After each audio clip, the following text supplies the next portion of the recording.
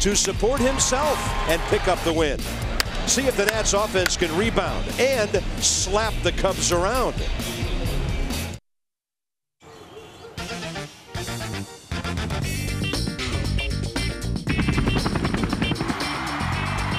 Great day for baseball.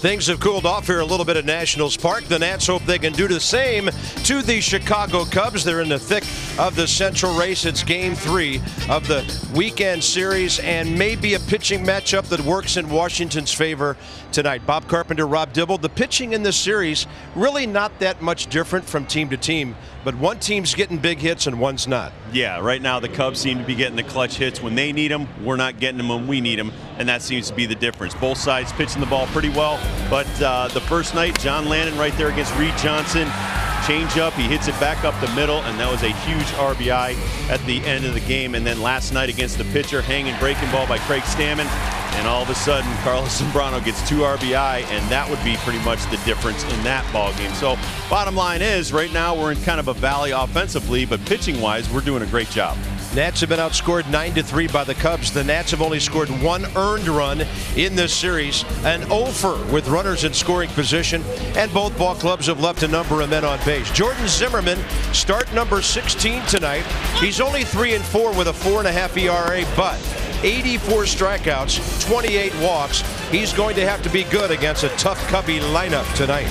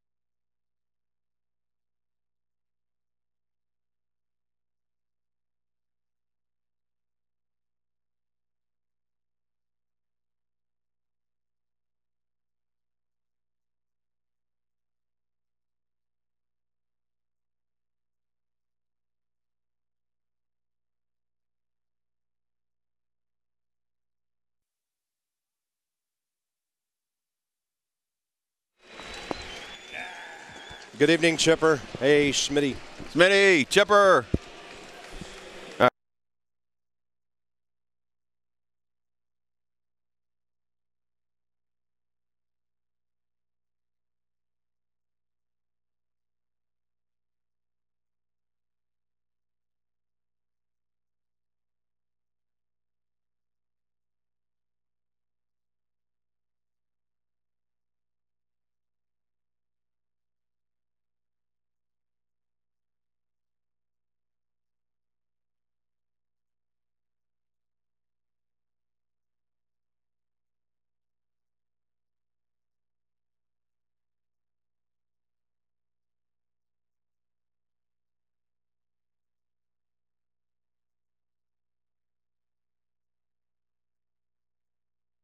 Part by Southwest Airlines. Book your next trip at southwest.com.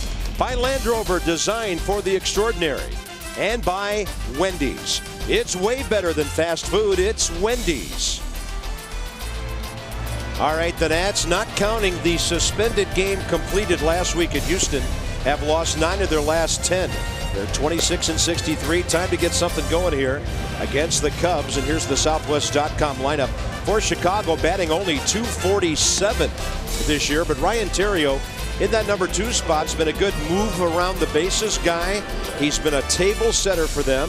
He's only 1 for 7 in this series, but he's got the .364 average going over the last 14 games. Jordan Zimmerman Jordan's last win came at the end of June against Boston. He's pitched well at times, Rob, but July not very kind to him so far. No, it has not. He's had his struggles, but you know what? He's a young guy, and he's going to go through that just like every other young pitcher. You're going to have your ups and downs. 7:05 in our nation's capital. We're underway right on time. First pitch low and inside. Cloud cover right now, 79 degrees. It was up to the mid-80s in town today, but things have cooled off nicely. And it's 1-1 strike to Kosuke Fukudome. Started in the ball game last night, went 2 for 4 with a double, a single. He was caught stealing once. That's a great fastball by Zimmerman, 1-2. Bringing the heat early at 95 miles an hour. DJ Rayburn has the plate tonight. Mike Estabrook, Paul Emmel, crew chief Gary Darling, first, second, and third. Fukudome considerably late for that fastball.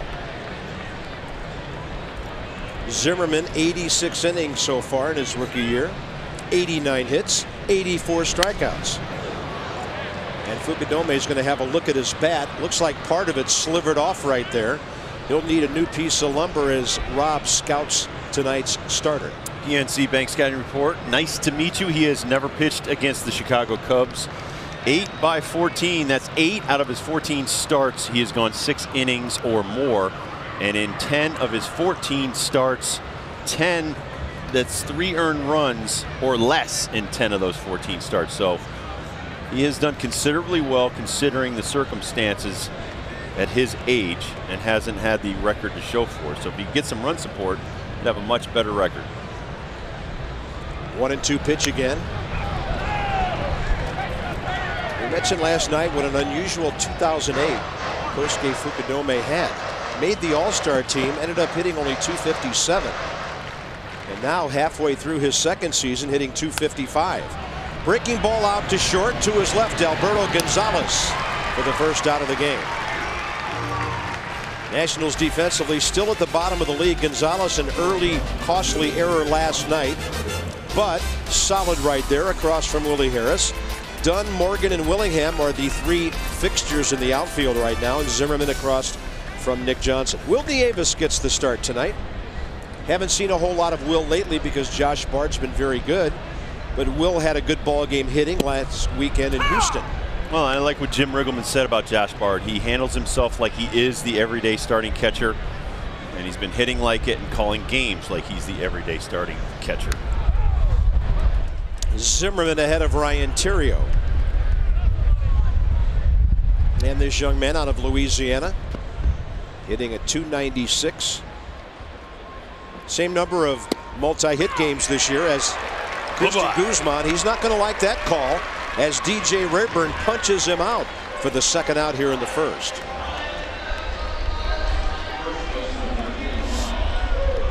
We'll check in with Northrop Grumman, Information Systems powerhouse, first time tonight. Spot that fastball on the outer half, Bob, and bring it back across through the left-handed batter's box. Very nicely done by Zimmerman. No chance for Theriot. Derek Lee's had a good series, 4 for 8. Looks like he's establishing the fastball early. You'd like to see him do that throughout the first time around the order. Wow. Well, he's a fastball guy. He should be throwing 90 to 95% fastballs, just spotting them. There's no reason to go to number 2 and number 3 when you have a number 1 like Zimmerman's. Low and away with that one. Derek Lee, a solo homer in this series. I like a fastball in to tie up the hands here. He's on a 5-game hitting streak. Zimmerman throws it right by him. 2 strikeouts after the ground ball. Jordan's off to a great start. Now, how about some run support tonight?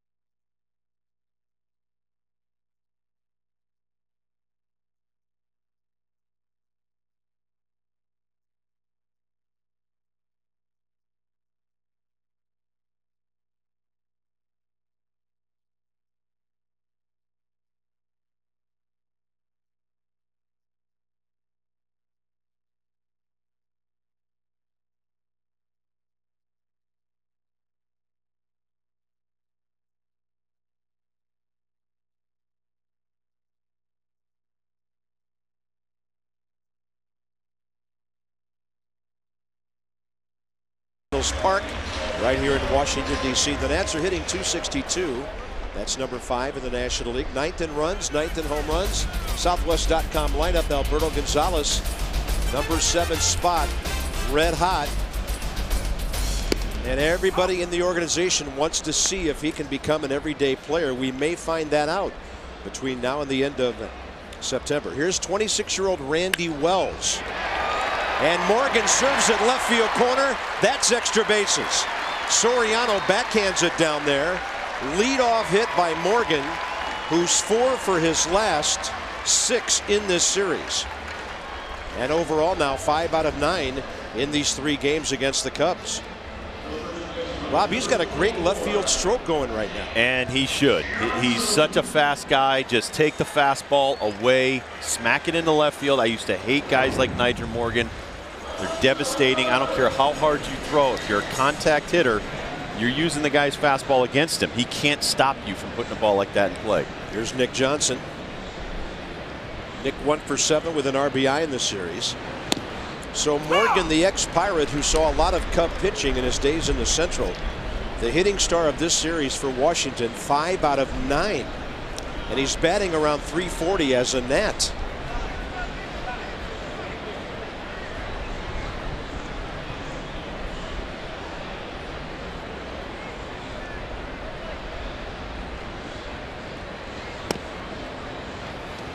.89 with that one. 1 ball, 1 strike.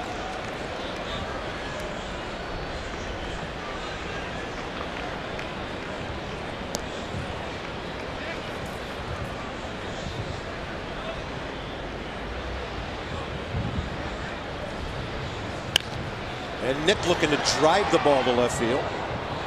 1-2.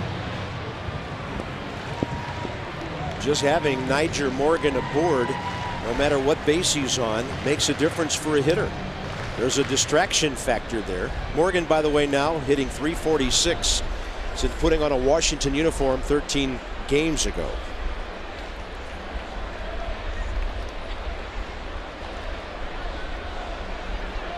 And a 1-2 coming. Low and in with a breaking ball. Counts even. Cubs start tonight 3 games back of St. Louis in the Central. 3-way tie, by the way. Chicago, Houston, and Milwaukee are all 3 games back.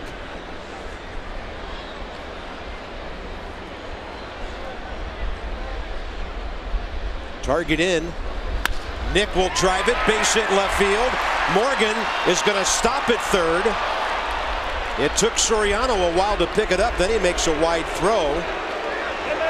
And some of the Nats fans are booing. They wanted to see Nyjer Morgan heading home with nobody out. Absolutely no reason to send him right there. That's a great job of hitting right here. Nick's job is to just get him to third. But if you can get a base hit, you'll take that. And first and third with no outs. But you got to hold Nyjer right there. Soriano's got an excellent arm. About the best part of his defensive prowess I can talk about. Here's Ryan Zimmerman. I think you would consider Soriano an average to slightly below average outfielder. And infielder. I mean, if he couldn't hit the way he hits, I don't see why he'd be on a baseball field.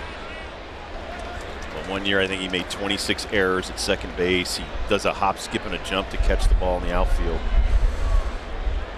And he's a great, very athletic guy. Oh, no doubt about that. It's just like, how do you do some of the things that he does? That's what I can't figure out. 1-0 to Zimmerman. He drives that ball to center. Where's it going? Into the glove of Fukudome, who makes a very fine adjustment at the last moment. Nationals lead 1-0, and Ryan Zimmerman killed that ball to straightaway center. That appeared to me like it had some knuckling action on it, the way the outfielder reacted. Yeah, this is a straight heater.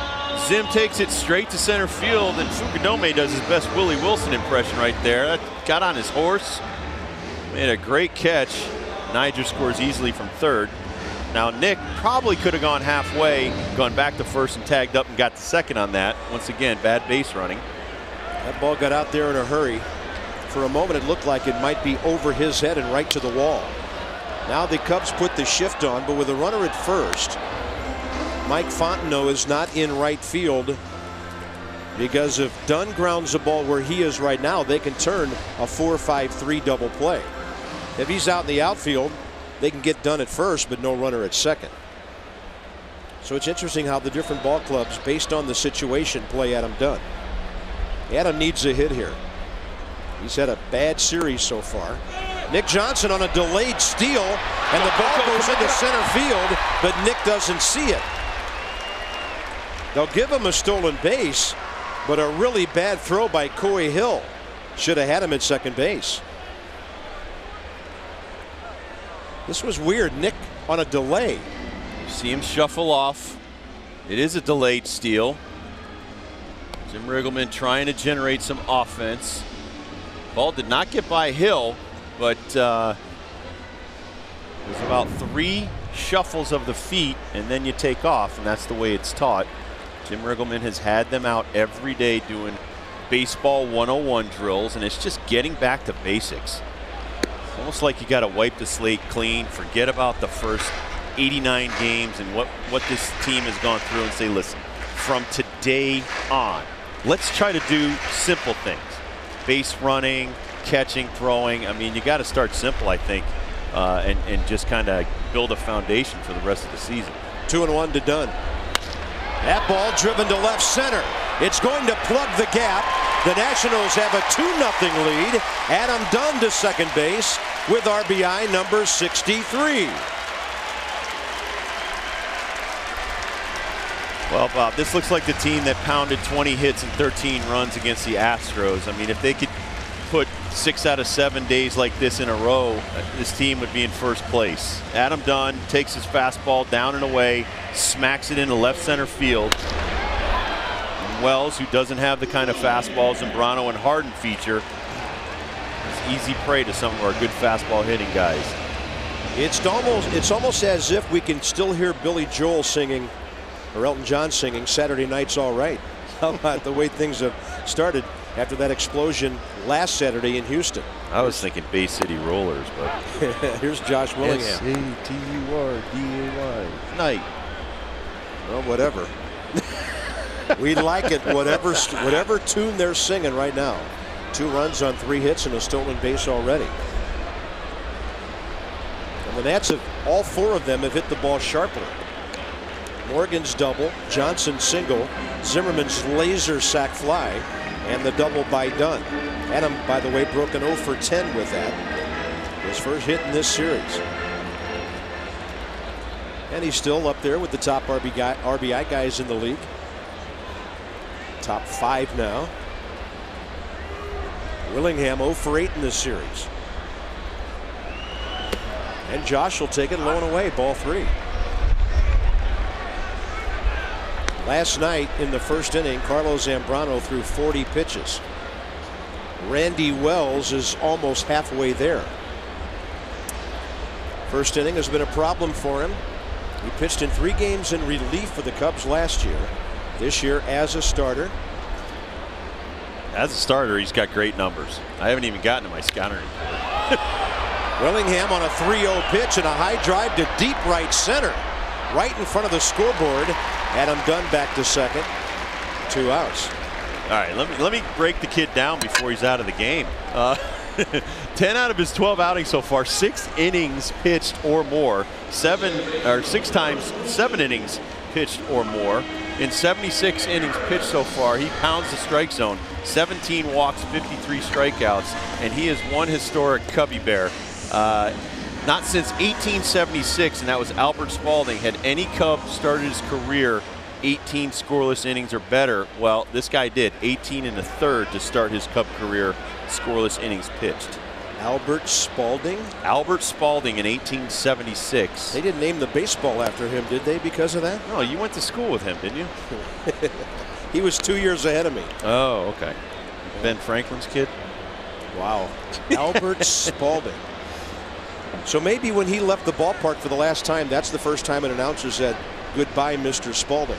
There you go. Very nice. Willie Harris, the hitter, 1 ball, no strikes.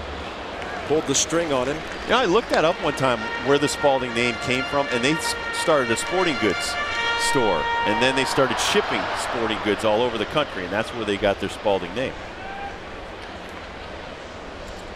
I love it when you're all over this history stuff. Nah, well, you know, I want to know where my Spalding glove came from, why they named it Spalding. Yeah.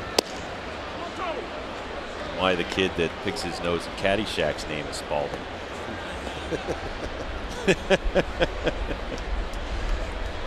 50 bucks, he eats it.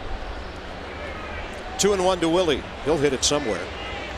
How about the right field line, but it's hooking.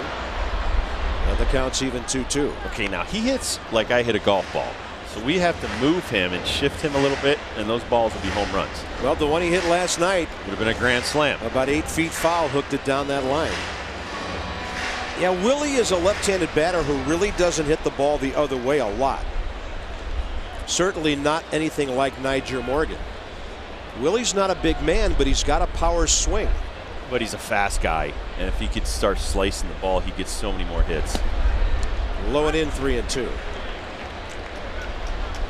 One of the biggest parts of this game is knowing your own limitations, what you can and cannot do.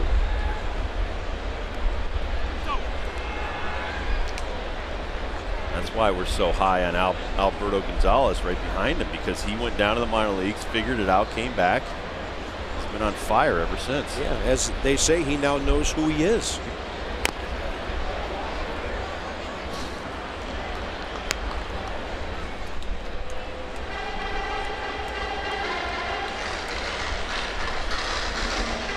Not a lot of at-bats for Willie.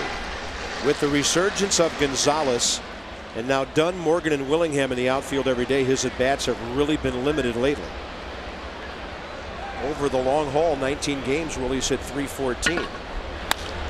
That ball's in the air out to left field. It'll slice right back to Alfonso Soriano. And the Nats will have a good bottom of the first. 2 runs on 3 hits and a sac fly to put 2 on the board.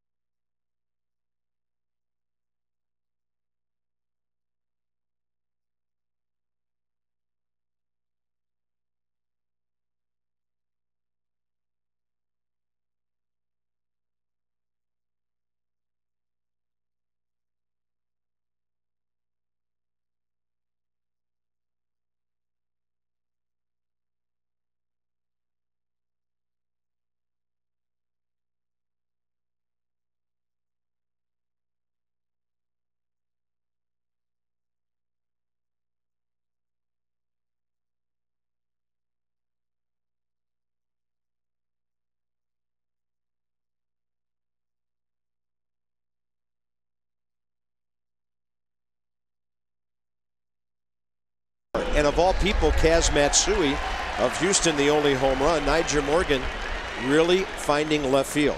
And Randy Wells has been very good on the road for the Cubs, but that ERA takes a bit of a beating here early tonight. Top of the second, Aramis Ramirez hitting .320 in his first 26 games with the Cubs. And Zimmerman has come roaring out of the gate, nostrils flaring tonight with a heater that's dominating. He gave up 5 hits and 6 1/3 last week at Houston. And that'll get through up the middle. 0-2 pitch. He made it too good to Aramis Ramirez.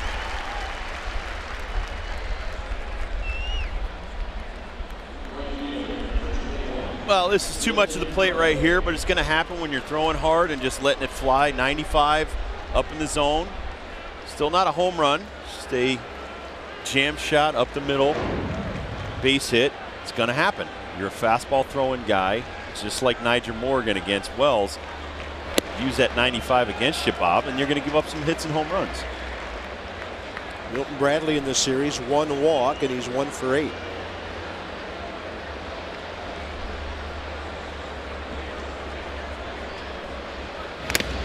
That one slamming off the gear of Will Nieves. That'll ring your bell.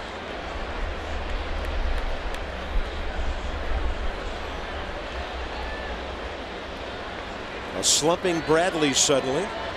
Batting average overall down to 239. Here's another 0-2 situation.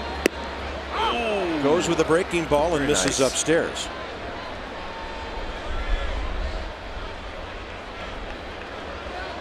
Very good breaking ball right here. 0-2. Just at the top of the zone. Could have been called a strike. Well, remember, the umpires don't really know Zim that much. Sometimes they will get fooled on very good breaking balls. Some pitching coaches will tell you hardest pitch in baseball to get called for a strike. 1-2 again. Fastball got him. Umpire DJ Rayburn thought about it for a second, then he pulled out the bow and arrow. And the last 3 men, Zimmerman retires all on strikes. Well, he could have called the breaking ball a strike. He missed that. This one right here is just high heat. That's still a strike. Thigh high, 95. Grab some pine. There's Soriano. Didn't play last night. Batting average of 234 with 83 strikeouts. 2 of the reasons. He's a notorious first pitch hacker.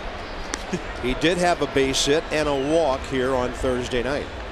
Is that like John Dillinger kind of notorious first strike hitter? He's not a, well, Soriano hasn't killed anybody. Oh, okay.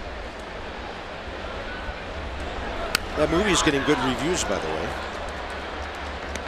I like the earlier John Dillinger too, but I do like Johnny Depp. 0-2 to Soriano. Always a threat. 14 homers, 33 RBIs. But you don't have to throw him a strike to get him out. And that's a breaking ball that's brilliant. That's the same one he threw to Bradley before getting him on the fastball. Wow. Well, he figured since Mr. Rayburn didn't get the first one, let me give you the second one. That's even better.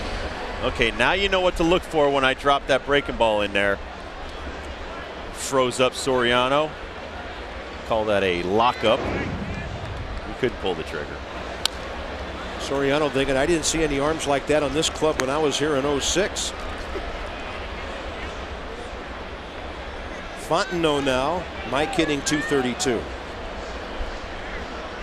Remember, we talked about this in Houston, that one inning when it all went bad for him, he got curveball happy. Yeah. You can never get away from being a power pitcher. When you're in a jam, you can make more mistakes with 95 than you can with 85. And they'll usually stay in the ballpark.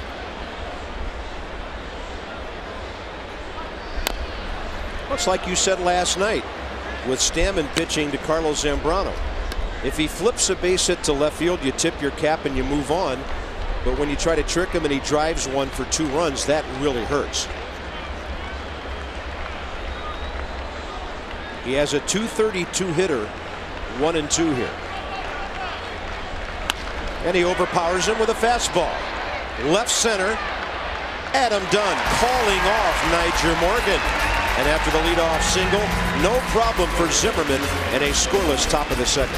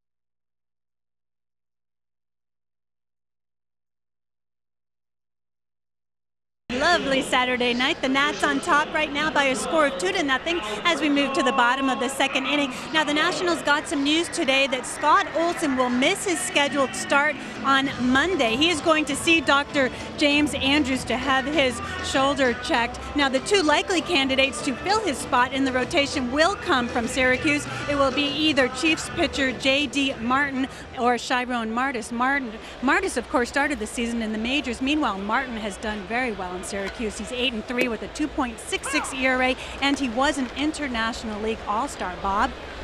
Debbie, good stuff. And we were told today that Martin has really earned that opportunity, so don't be surprised if he's the one who gets the call. Gonzalez on the first pitch, thrown out. Good play, Ryan Theriot. Bottom of the second underway. Well, that's a concern, Rob. That'll be 2 starts recently that Scott Olson cannot answer the bell. Well, Theriot right there makes a great play. This is a tough hop running towards third. He's got to stop, pick up. You see him trying to pick a grip up on the ball. Great camera work, gentlemen. And the other thing is, if you get it close to first base, Derek Lee will take care of the rest. Jeff on the Exmo, that's outstanding. We should show that again because that shows how in the middle of that play you're trying to get a grip to throw a straight throw over to first base, which we don't talk about enough. Yeah, you're right. Let's watch this again. Watch him feel for the ball right after he catches it. Now he makes the transition right there, and he's looking for a grip while he's in the middle of throwing the ball. And that's some of the stuff that the Exmo lets you see that not a lot of people understand. I mean, sometimes when you see a guy throw it in the dirt or throw a sinker that's running away from the first baseman, he didn't have a good grip on the ball. Sometimes you'll even see guys grip it with 3 or 4 fingers and throw it. Well, I think that's been part of Zimmerman's problem. Ryan's been gripping the ball, maybe with too many, and he's been throwing change-ups to first base. And the 0-2 well, to I have Davis. seen him, you know, with the circle grip, and I just think that's a little much for Zim over third to throw those change-ups. Yeah, circle changes are for pitchers. Exactly. Chris Sabo, though, my third baseman in Cincinnati, had a great knuckleball. Just don't want to use those in the middle of the game. 1-2 to Will Nieves. Look at Will serve one to right field. Will hasn't had many at bats lately, but he had a great game in Houston last weekend. 4 for 4 last Sunday, despite the Nats being shut out. For you Nats fans, it's never been easier to take in a ball game. StubHub.com, official fan-to-fan ticket marketplace of the Washington Nationals. Home games galore coming up. DC 50 joins us with Mass in HD tomorrow. Then the Mets are in for 3. And for those of you who might have forgotten, the Cardinals are coming back on Thursday to make up a rainout from early May. So we've got a game at the ballpark every night this week. And because Nieves has now 5 hits in a row after hitting 157 for 19 games, Jordan Zimmerman has a chance to sacrifice him to scoring position here. So that means I'm not going to be able to take in a new first 48 on Thursday? I don't know what you're going to do. You're going to be You here. don't even know what first 48 is, do you? I don't. I'll tell you in a second. Nyjer Morgan last night, Bob, he continues to excel at the plate. Ground ball in the first inning. And then line drives in the second and the fourth. That's what we call a slasher, slashing it through the infield. They had 3 knocks last night. Now, first 48 is when they have 48 hours to solve murders. Oh. And it's reality TV. They follow around like the Miami PD, Cincinnati PD. You have to watch Memphis. it for 2 days solid? No. Over the 1 hour period, they go through the 48 hours. How about that slash up the middle? Here comes Nieves. He will score. Morgan easily to second on the throw. And the Nats lead 3-0. A 2-out RBI hit. Nyjer Morgan's 30th run batted in. And he is wearing out the Cubs in this series. Well, that's great small ball right there, Rob, using your 8-man, your 9-man, and the leadoff man. Well, it's just trying to get the 3, 4, 5 guys in our order going to put together some back-to-back-to-back hits. Nyjer Morgan and Will Nieves, and then the sacrifice bunt, all parts of small ball. You even saw Nick Johnson when he did the delayed steal. You don't have to have great speed to play this game. And there are so many things you can do offensively when you have a lead that you cannot do when you're behind all the time. You have to use your melon, though. Got to use the old cabeza. 5 hits already for the Nats, 3 runs. Can you folks guess what Niger Morgan's now hitting as a Washington National? Started the night at .333. He's now batting .358. Well, the Nats are all over a pitcher tonight who's given up 3 not very often. I told you his numbers are exceptional for a guy. 12 starts this year. And 10 of those 12 starts, 6 innings plus. And 6 of those 12 starts, 7 innings plus. So he's a pretty strong competitor out of the 4th and 5th hole in that rotation. So Ryan Dempster goes down, and this guy steps right in there. 1-2 to Nick. Another runner in scoring position.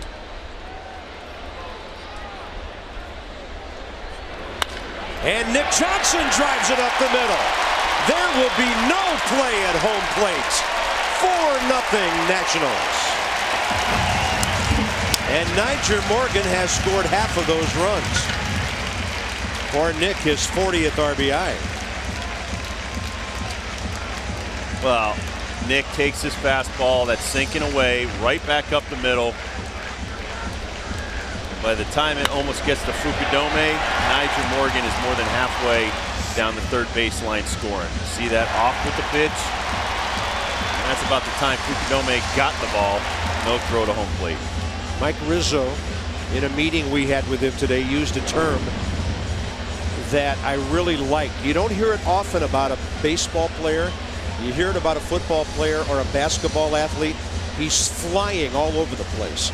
And that's what Niger Morgan has done with the glove and on the bases since coming to the Nationals 2 weeks ago. And the Cubs have to get their bullpen working early. Jeff Samardzija warming up in a hurry, the former Notre Dame pitcher, Jeff Samardzija. 4 runs on 6 hits. And Rob, right along with everything we're talking about, a pair of 2-out RBIs here. When's the last time that happened? Ryan Zimmerman has an RBI tonight, a stinging line drive to center field to bring in the game's first run.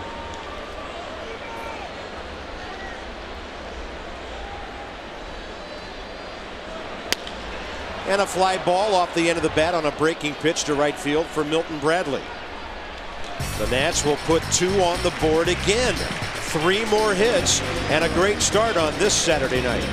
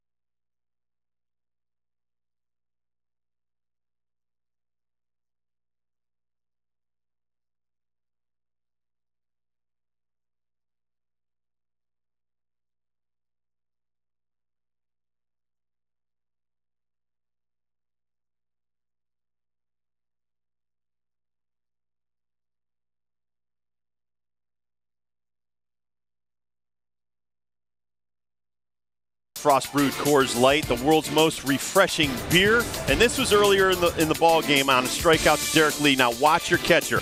Bring it to me, Zim. There's your freeze cam, and he blows 95 miles an hour right by Derek Lee. So when your catcher's into it, into the game, trying to get the most out of his pitcher. He makes our Coors Light freeze can. Another catcher, Coy Hill, leads off and takes a good swing to lead off the top of the third. He will drop a double into the left field corner. Probably knew he was going to get a get-ahead fastball with the Nationals up by 4, and he guessed correctly and did good things with it. Now they can sacrifice him to third base for the first down. Well, you see Nieves wants the fastball down and away. Hill sees it down, recognizes it, doesn't try to pull it. Once again, when you throw 95, the velocity coming off the bat's about 10 miles an hour, maybe 15 miles an hour harder. So it'll go farther, and that's how he got it by Dunn in left field. But the bottom line is he did not try to pull the ball. Randy Wells with a very good bunt right at Zimmerman. On to Harris. 5-4 sacrifice good. And here's the thing about Zim and the throwing problem, Bob. I don't like everybody talking about it. That's just going to get in his head more. But you got writers and everybody and their brother who've never even played the game. Well, his arm angle and his throwing, you don't even know why the coaching staff is saying that kind of stuff. So I wish people would stop bringing up his throwing problems. It's not a problem. It's only when he's a little lazy and he drops down and he tries to fling it over there. If he just steps up and has good mechanics and throws it over there, he's fine. But I just wish a lot of people would get off his back and leave him alone. Because you don't want him to turn into Steve Sachs. Kosuke Fukudome takes one up and away. Bounced out to short his first time up. So the Cubs a chance to get on the board here, down 4 in the third inning. That's a swing. Didn't even need to appeal to third. DJ Rayburn ringing up the hitter. 1 ball, 1 strike.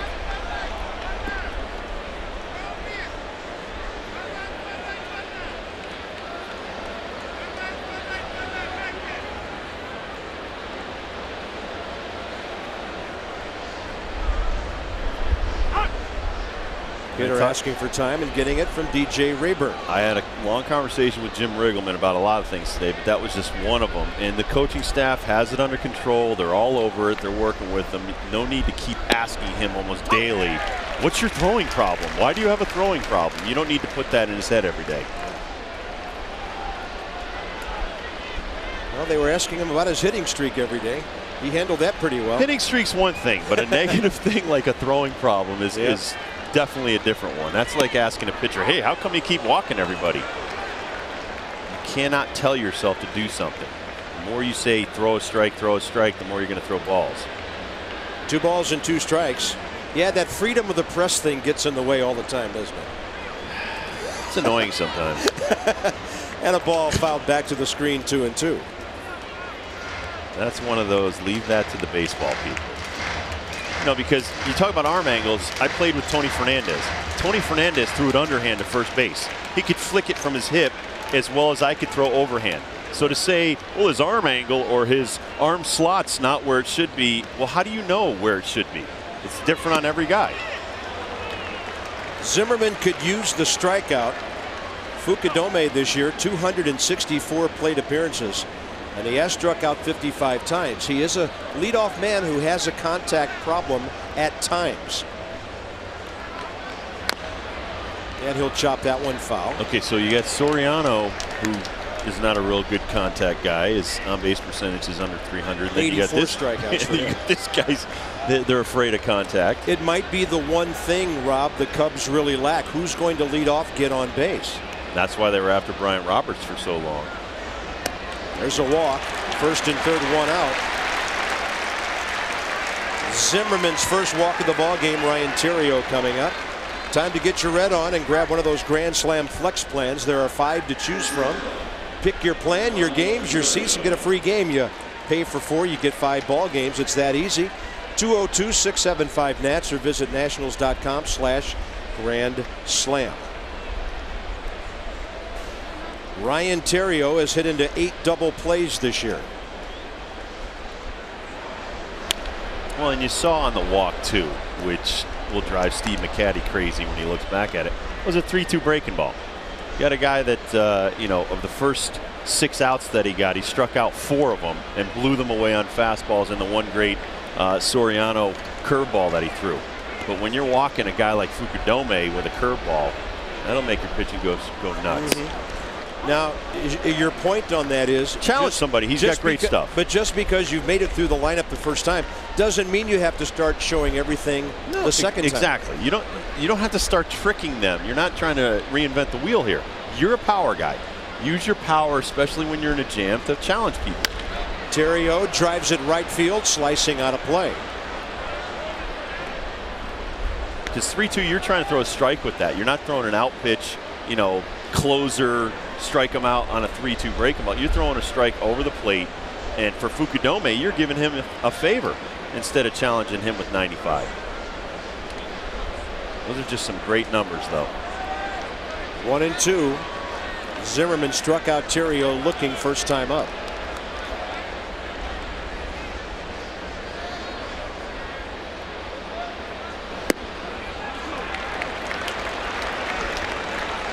It's becoming a bit of a long inning. Well, and right here, Bob, this is when you have to visualize and say to yourself, a ground ball on one pitch can get me out of this inning. You don't have to strike everybody out to be a good pitcher in the major leagues. And Steve McCatty's already talked about that. Just get some outs. He goes with a breaking ball, missing on 2-2. You cannot walk the bases full for Derek Lee. Not in a 4-run game. I don't advise that. 2 consecutive full counts. He lost Fukudome after being ahead. Runner goes off of first and a foul to the right side. I was sort of wondering why they didn't have Fukudome running earlier in this at bat to stay out of an inning-ending double play. He is a leadoff man who's supposed to be able to run, but he's only stolen 6 bases in 13 attempts. Well, the under 50% stolen base ratio. That's why he's not running. 3-2. He's running again, and a drive to right center, heading for the scoreboard, and that ball hits right on the track. Home is Hill, home is Fukudome, and the Nationals' lead has been cut in half.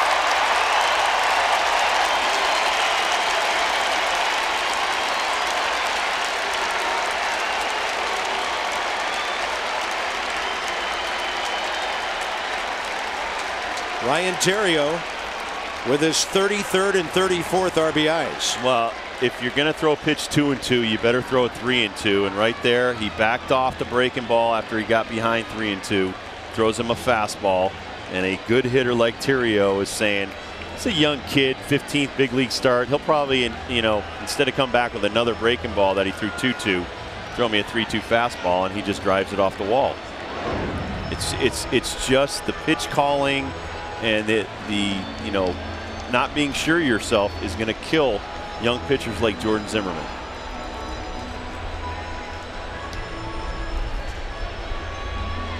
Now Derek Lee with only 1 out and a runner at third. Chance to make this a 1-run game. Keep in mind, first time up, Jordan Zimmerman blew him away with fastballs.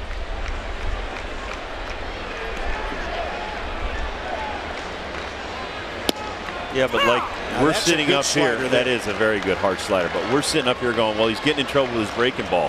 What do you think they're doing on their bench? They're going, he's getting in trouble with his breaking ball, sit on the fastball. So a couple of good breaking balls right there.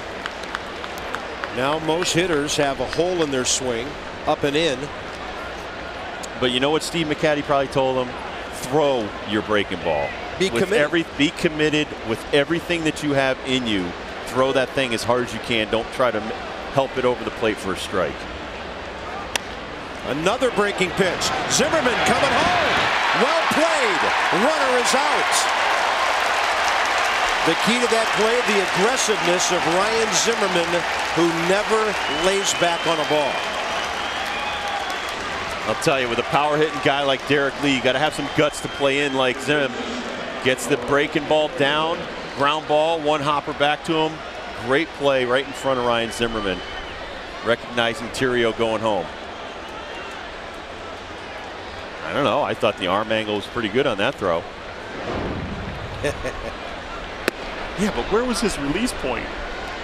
Right where it should be. Exactly. 2 outs now. Runner at first, and Aramis Ramirez the hitter.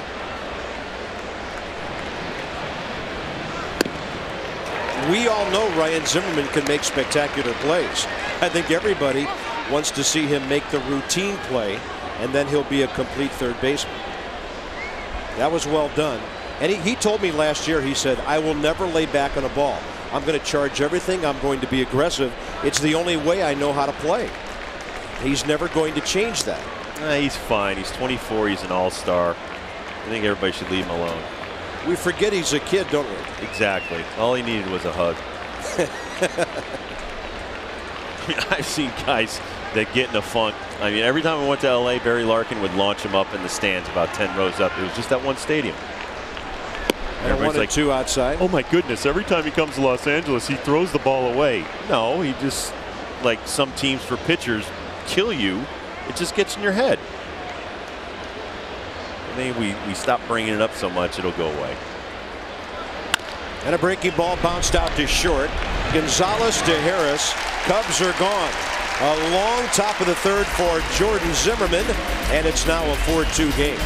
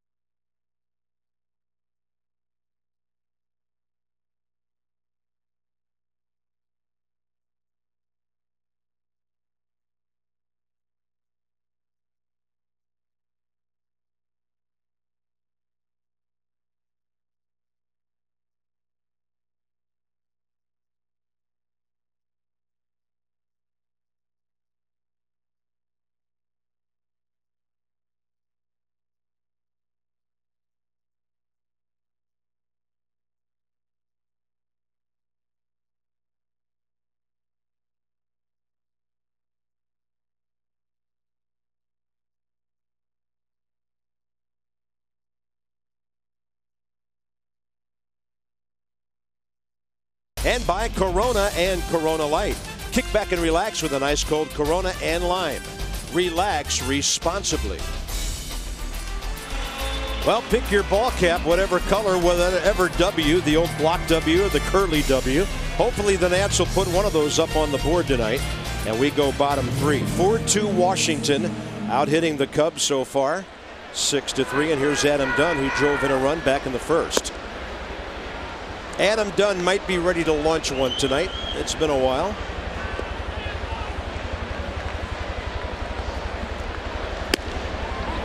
Adams' last home run, an opposite field blast 1 week ago tonight in Houston, part of the Nationals' 13-2 win. And that one's outside, 3-0. Let's see if Randy Wells can throw the ball anywhere near home plate here on 3-0. The green light has to be blazing right now. Nope, he's going to walk him on 4. First walk issued by the young Cubs pitcher, who may not be long for this game. I don't know, though. That's not that bad of a walk, Adam Dunn. You don't have overpowering stuff, so that was probably the intentional walk. Having played for Lou, we did that with Andre Dawson one game. We walked him 5 straight times. Because in Lou's words, you guys can't get him out. Did you have any of those walks? No, I had some good success against the Hawk. I loved Sandberg and Dunston and Dawson in that lineup. It was Mark Grace that killed me. Yeah.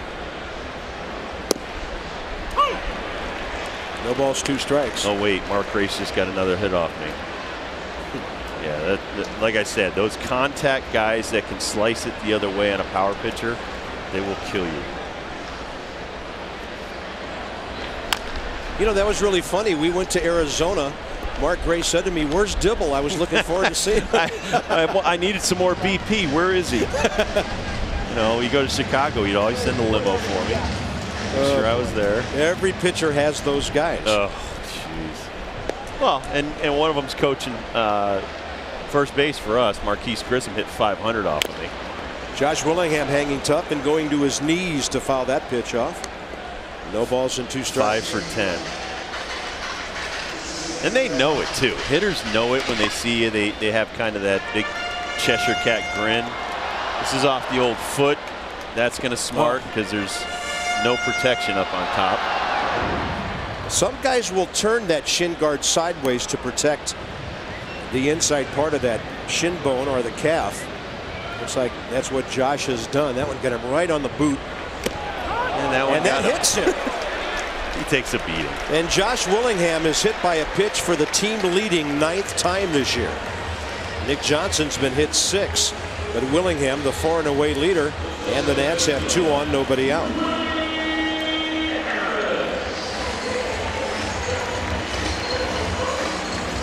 And a big spot here early in the game for Willie Harris.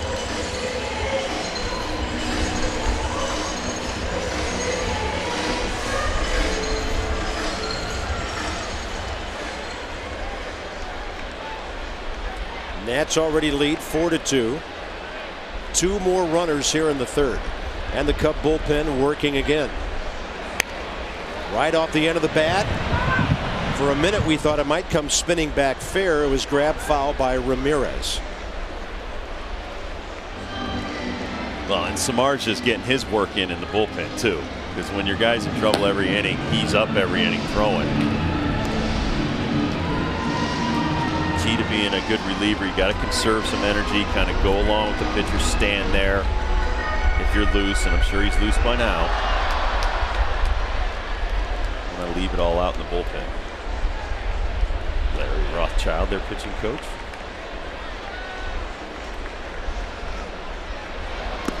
The higher up on the dugout steps the pitching coach is early in the game, the worse off the starter is. You know, things are going well. He's down there by the manager, but when he's a step or 2 up the rail, things are not going smoothly. Well, Larry's one of the best that there is, and Norm and myself gave him nightmares.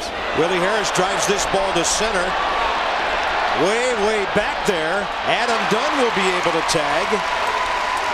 Josh Willingham goes back to first base. I think if Josh had a better read on that ball, the Nats could have had 2 runners move up. Willie hit that ball nearly 400 feet. All right, I take that back. He's not Willie Wilson. He's Willie Mays. That's just an unbelievable catch by Fukudome out there. He's getting his running in. He won 4 Gold Gloves in Japan. There's no doubting what a good outfielder he is. This is, as soon as it's hit, you start running, and Fukudome is running right to the farthest part of this ballpark. Ball's hit about 400 feet. Makes another great play. Great chance for Alberto Gonzalez to get the Nats one of those runs back in a hurry. We usually don't want Gonzalez hitting the ball in the air, but this is one time when you don't want him hitting it on the ground.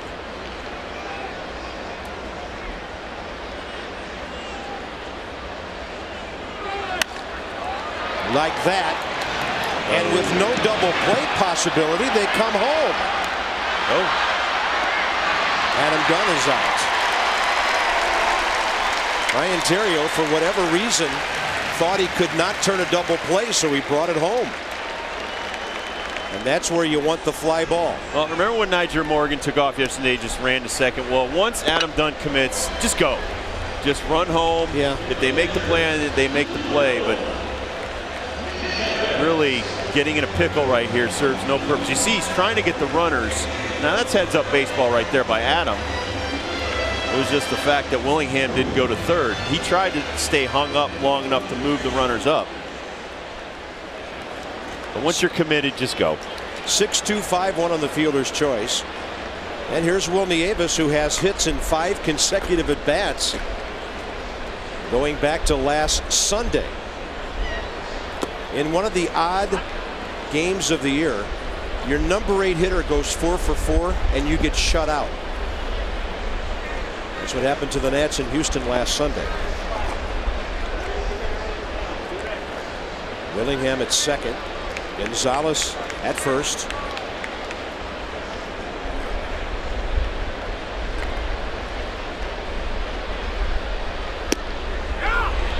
On the pitch away, Nieves couldn't hold up. 1 ball, 1 strike.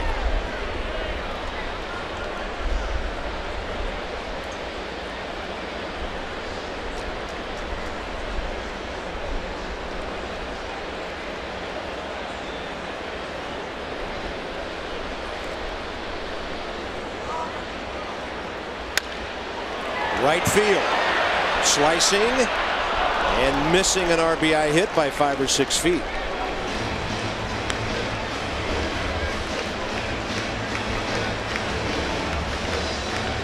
So, a little birdie told me he went shopping again today. Actually, when I went shopping with my daughter, I saw Will Nieves and his lovely lady shopping today. I thought you saw Soriano too. There was an Alfonso Soriano spotting at Pentagon City today. I heard you bought some silk pants. You going to be sporting those on TV? When they come from the tailor. Okay. I got my Tommy stalking Bahama me or silk what's going pants, on here? No, I just, you know, I got to keep tabs on my partner. Well, Daddy doesn't get a weekend with daughter, just the 2 of us, very often. That's very nice of you. Will Nieves, right side and right to Mike Fontenot. The Nats in an inning when they had to score could not. They'll strand a couple. They've left 4 and lead it 4-2.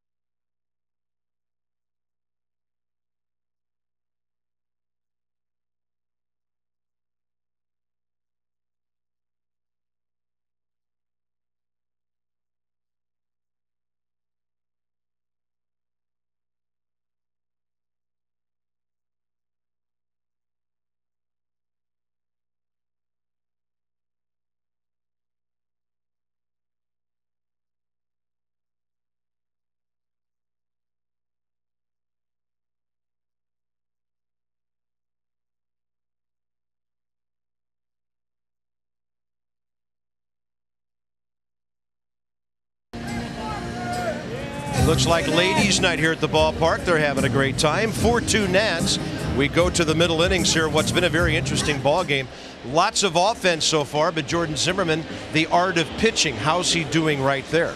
Well, I mean, the first trip through the lineup, he was excellent. He was overpowering, overmatching them with his stuff. Now, the second time through doesn't mean you have to start pitching. Okay, now mix in the breaking ball and the changeup. Sometimes being a power pitcher, he should be able to go through the lineup 3 times comfortably with 90% fastballs and just occasionally dropping in the breaking balls. And we've seen again tonight, just like in Houston, Bob, getting in trouble with the second and third best pitch in your repertoire will not only drive your pitching coach crazy, but you'll give up some cheap runs to guys that normally can't touch your 95-mile-an-hour fastball.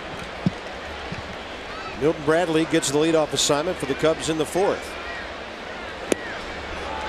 And quickly, Jordan Zimmermann ahead of him 0-2. Now remember the breaking ball he missed to Bradley. Well, the umpire missed it, then he got him with a heater. That's a fastball up and in. And the count's 1-2. Well, I said this last night when Stammen was pitching. Some nights, it's almost like a street fight. You're just going to have to stand toe-to-toe with the hitters and the other pitcher on the other team and just attack. Look out. That bat right into the Nationals dugout, slamming off the railing right next to Marquise Grissom. And what I mean by that is sometimes you got to forget the scouting reports. There you see a good breaking ball, and he launches the bat.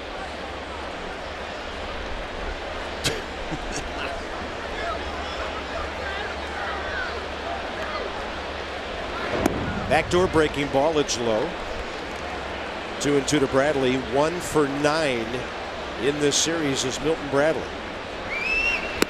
1 for 10. Nice. Blown away by Zimmerman. Jordan's first strikeout since the second inning and his 5th of the game.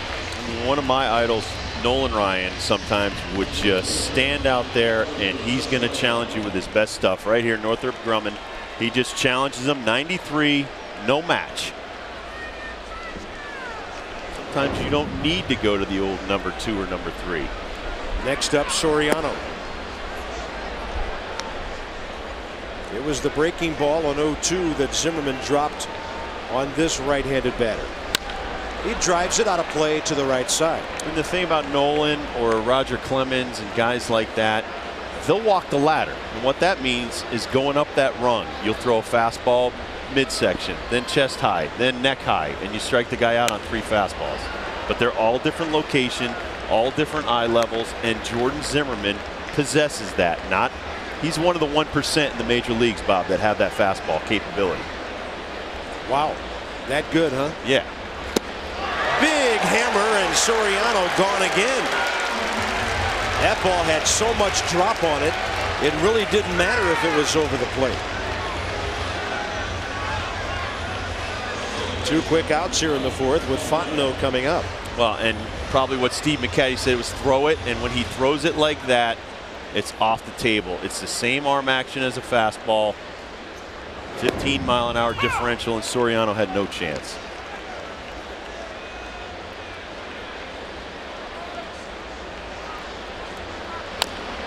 Quickly 0-2 here. Well, I mean, through 2 innings, 29 pitches, 25 strikes for Jordan Zimmerman. Then after last inning, he was up to 54-41, but still, he is a great strike thrower.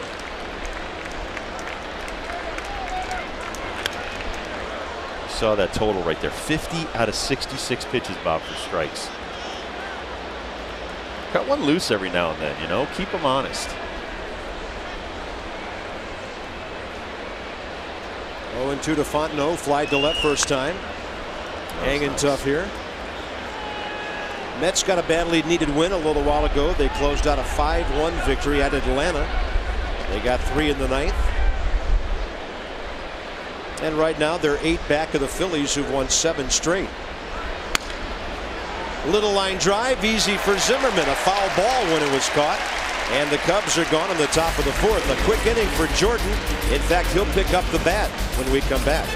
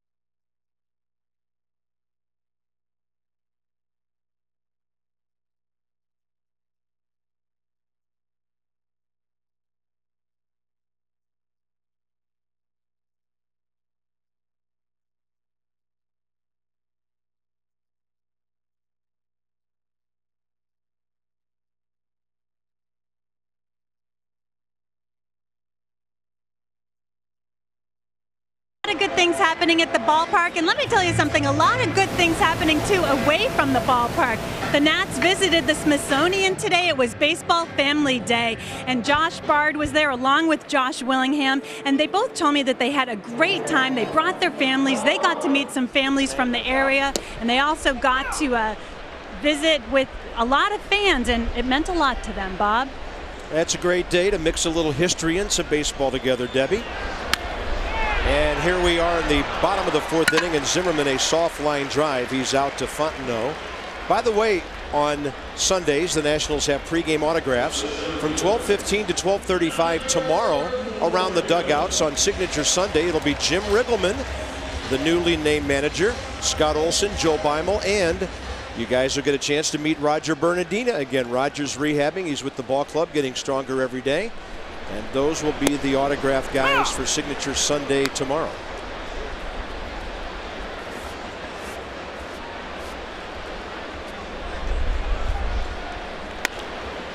Nyjer Morgan pulling the ball for a change and fouling it. Firestone is a tradition of innovation. And since the 20th of June, a guy who used to lead off, and a guy for Atlanta who could lead off, and a player from Washington who is leading off. Atop the chart with Pujols, he'll never be a leadoff man. Todd Hilton is in there, and Morgan. Now they're starting to pitch him inside, Rob. The Cubs are tired of seeing him flipping the ball into left field. Well, and like when Nick Johnson does this, if you recognize that, pull it down the right field line. Derek Lee playing close to the line, but the right fielder is not. You have to know that they're going to make adjustments to what you've been doing. So you have to quickly adjust. Talk to Ken Griffey Sr. Something he told Ken Griffey Jr. Sometimes you have to adjust in and at bat to the way they're pitching you. Pitch to pitch, huh? Pitch to pitch. What we've talked about all year. You have to be ready as a fielder, as a base runner, as a hitter. Morgan takes it up and away, 3-2. Well, he has walked once in this series. He is 6 out of 10. A couple of stolen bases. Hadn't scored a run until tonight. Now he has 2. And he'll hit that ball in the air to center field for Fukudome. Base is empty, 2 outs. Nick Johnson coming up. We talked about Signature Sunday. There's more going on at the ballpark tomorrow. If you're one of the first 10,000 fans ages 12 and under, you get a free insulated lunch bag presented by our friends at Smithfield. The Nats and the Cubs at 1:35. You can call 888-632-NATS or visit nationals.com for more information. Great giveaway item. We saw those last night. And it's only appropriate. Smithfield makes a lot of great food products that appear on your neighborhood grocery shelves, and they'll be giving away the lunch bags for the kids tomorrow. Nick Johnson 2 for 2. A single, a steal, and an RBI. And a run scored after the first of his 2 hits.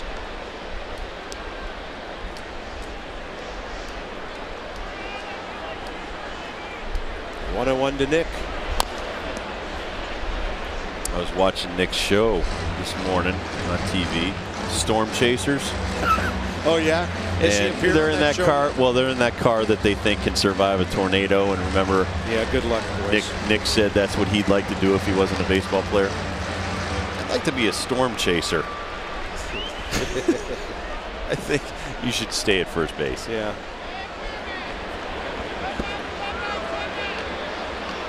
I'll take Nick Johnson home with me next year during the All-Star break. He can look at some of those black skies in Oklahoma this time of the year. Then he can make his decision. They were in Kansas, Oklahoma, and Texas, just going back and Tornado forth. Alley.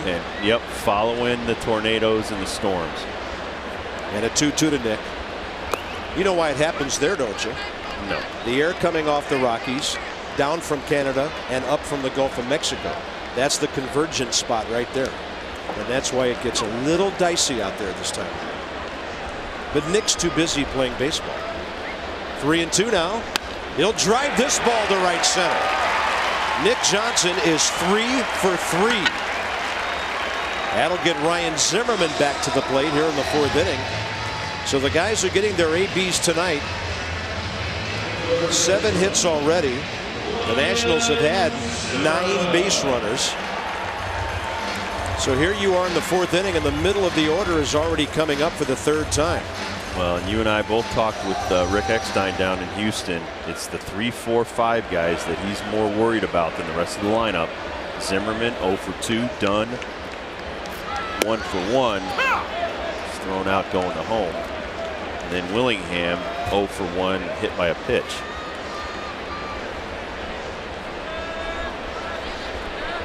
Opposing pitcher 4th inning, 72 pitches.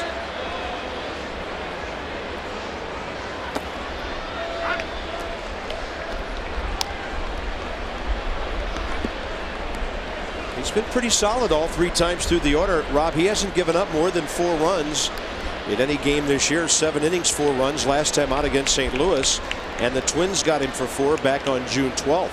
That's not bad for a rookie pitcher. Oh no, 4-to-1 strikeout to walk ratio. Only 17 walks coming in today in 76 innings. He's been money. You get a guy in your 4th and 5th slot in your rotation that throws as well, so he's going to stay out there. Bullpen quiet for now. The 2 runs they got in the 3rd inning will keep him in the game for a while. He's scheduled to bat 2nd in the top of the 5th. But if the Nats could score here, the Cubs could have Samardzija warmed up in a hurry again, and things could change quickly. Right here, you'd like to see Zim get a hit, get Adam Dunn up there. You don't want Adam Dunn leading off too many innings. Last time up, he got walked. Breaking ball away. They got him. Nick Johnson picked off to end the inning. And that really cannot happen with a guy who's not a base stealer and the middle of your order coming up. You make a mistake when you're ahead, it usually comes back to bite you. Did Nick ever get back to the bag? No, he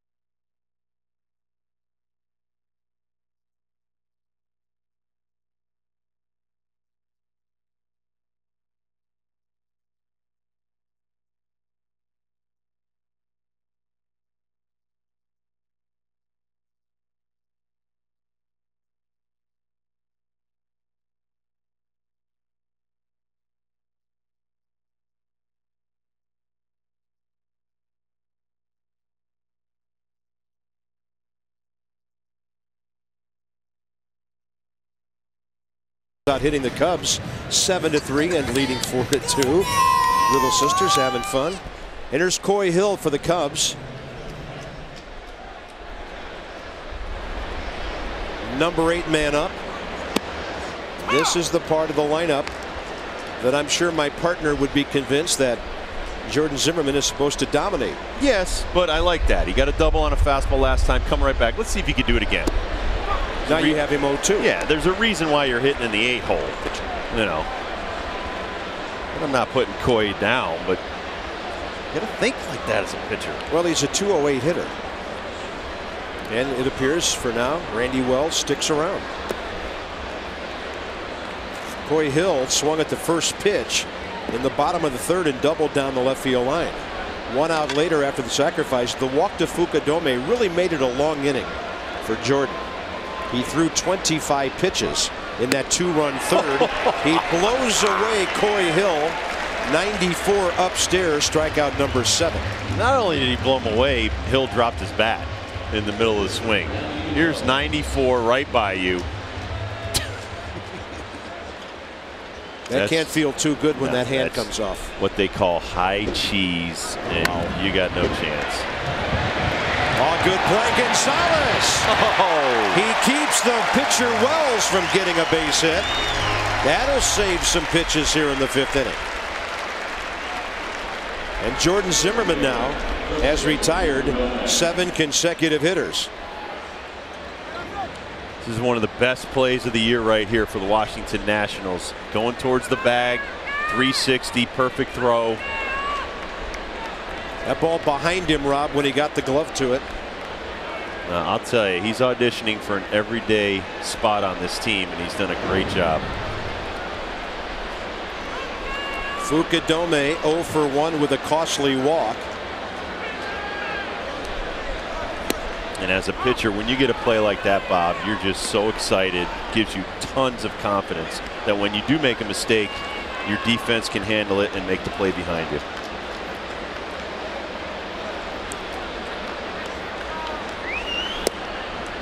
Doesn't hurt to take your defense out to dinner every now and then too. Once you start making money, he's a young buck. Yeah. So he's making the minimum. Who can afford dinner on $400,000, the minimum salary?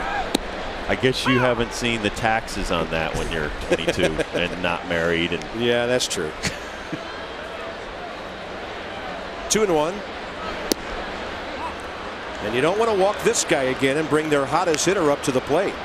It's time to quit tricking Fukudome and get him out. Ryan Theriot, a 2-run double his last time up.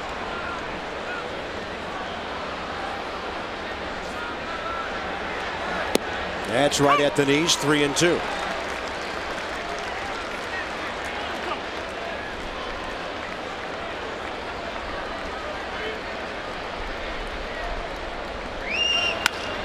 All right. Hey, you made him earn his way aboard. He hit a little single the other way. You tip your cap and now you move on. Yeah, that's better than a walk. He earned it. You know, he just could have popped that up or grounded it right back to the shortstop. I mean, you take your chances by pitching to contact. Ryan Theriot coming up now, runner at first, 2 outs. If Fukudome had run better this year, the Cubs might be tempted to do something with the base runner. But he's only 6 of 13, as we mentioned, in the stolen base department.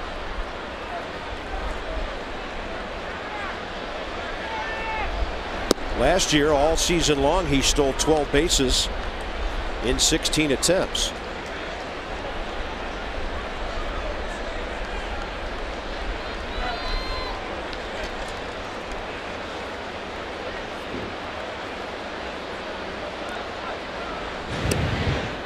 Well, one of the biggest money pitchers for me in the last 15-20 years was David Wells. Didn't have overpowering stuff, but one of the greatest strike throwers I've ever seen. And he would just make you earn it. Keep throwing strike after strike. 2-0. Start walking guys. That's when you get into the 2-run home run, 3-run home run. That's the kind of stuff that you'll lose a lot of ball games doing that, but make them earn it. Swing their way on. And then guys start knowing your reputation. Oh, I'm in for a tough battle today. This guy throws nothing but strikes. It's like Greg Maddux. You knew he was going to throw nothing but strikes. Nobody could ever hit him. That won over 350 games. Shaping up as a long night for Zimmerman. 82 pitches already, trying to get through 5. Out of play.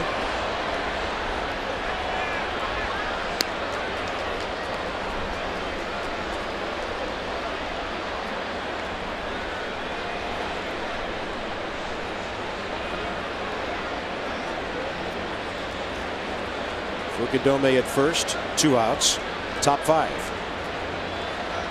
Running count. He's holding on 2-1, and a ball fly to right for Josh Willingham. Zimmerman will get the routine out he needs, so Jordan gets through 5. Ryan about to lead off in the bottom of the 5th inning. It's all about the Zimmermans tonight.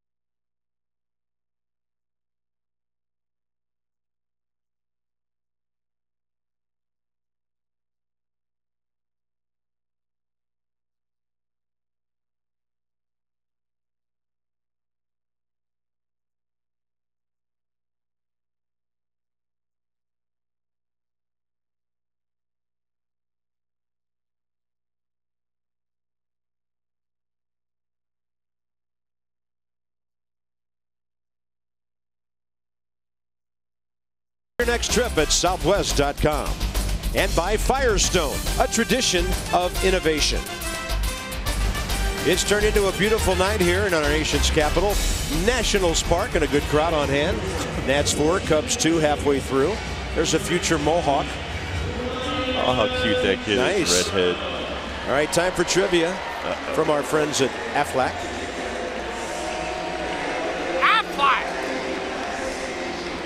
Three teams have retired the same jersey number for 2 different players. 3 teams, same jersey, 2 players. Hank Aaron. Milwaukee and Atlanta Braves. Oh, those are considered the same team though, Rob.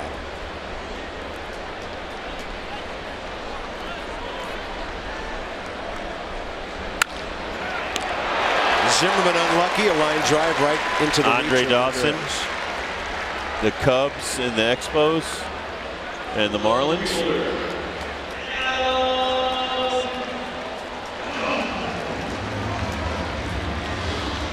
Well, that is a brain teaser to say the least.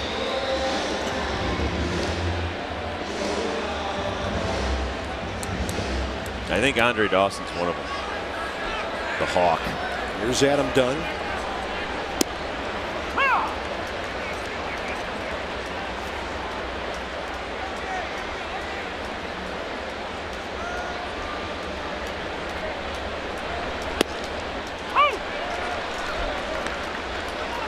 Adam tonight, good night so far. RBI double opposite field and a walk. So we're talking about teams. Right.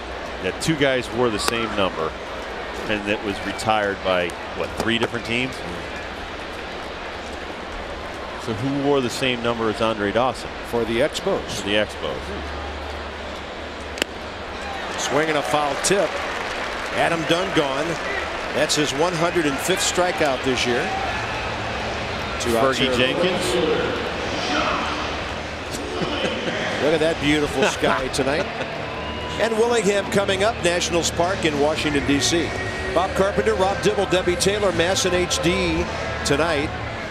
And of course, Ted Lilly was supposed to start for the Cubs tonight. They drop Randy Wells in. The Cubs have to make a roster move before they will officially say that rookie Kevin Hart will pitch tomorrow against Garrett Mock. It'll be Mock's return to the big leagues, and this time as a starter. Our friends from DC 50 will join us here on Mass in HD tomorrow. Now, what number did Maddox wear when he was a Cub? Did he wear 31 there? Yes. Now that was Fergie Jenkins too, right? So they retired those 2 numbers. Willingham out to short. Terrio gets behind it. Nationals go quickly in the bottom of the 5th. It's a good ball game. Long way to go. 4-2 Washington.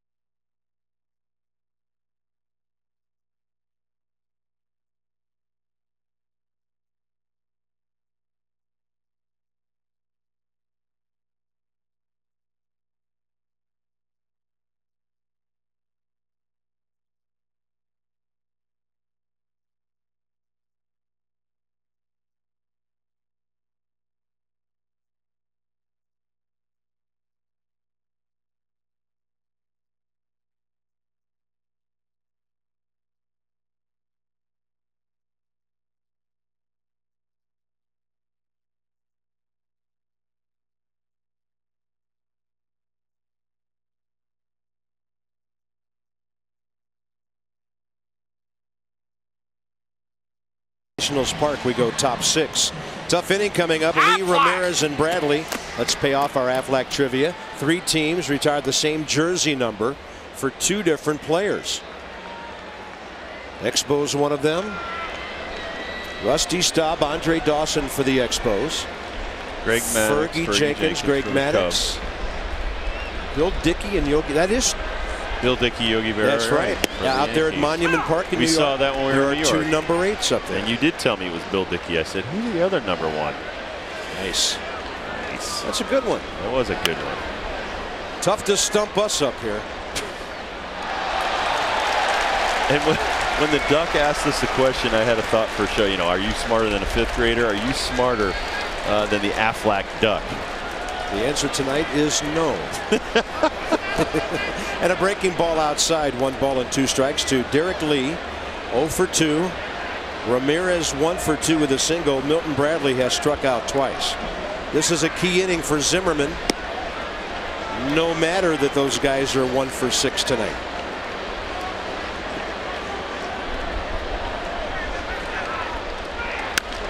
Out of play, right side.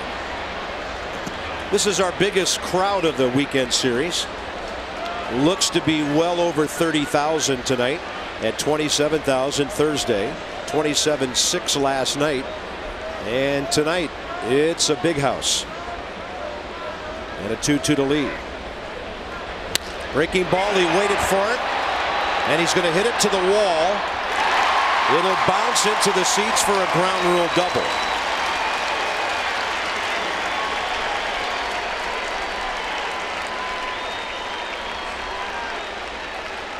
Derek Lee didn't get all of that one, but he's so strong, able to fly it to the track.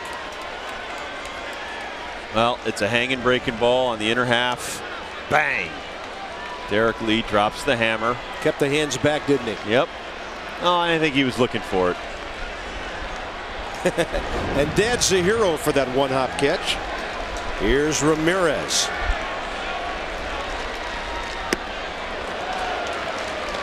He saw a pitch away that he thought he could at least drive to the other side. But this is your cleanup guy. He's not looking to hit a little ground ball to the second baseman.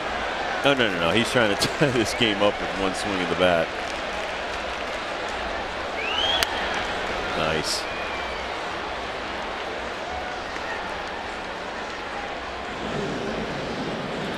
Bullpen is up. Left-hander Sean Burnett.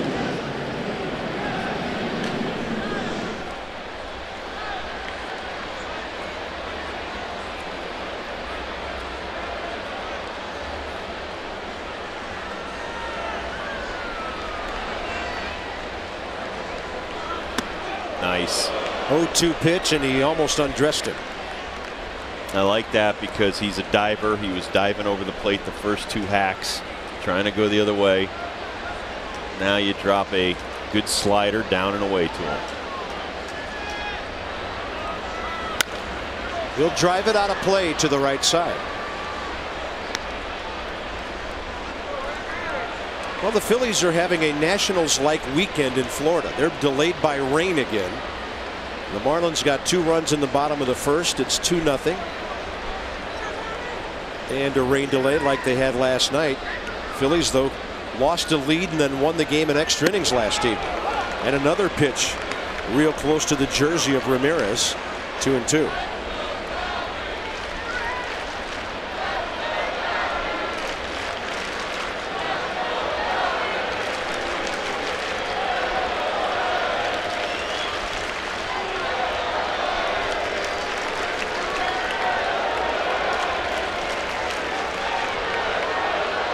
Zimmerman wants Nieves to come out.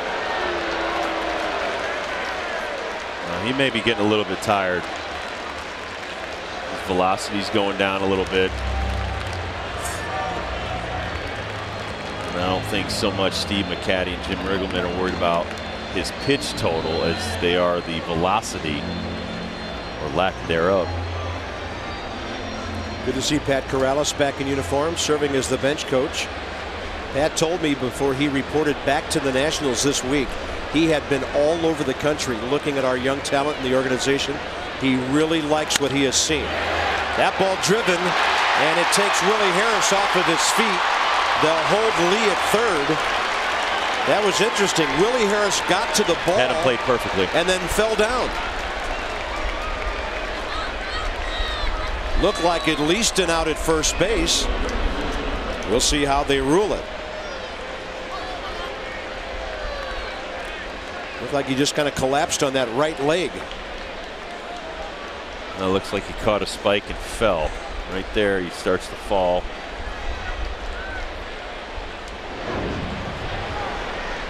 Well, the thing that's a shame about that, Zimmerman had Ramirez 0-2. And it'll be an error on Willie Harris, his third of the year.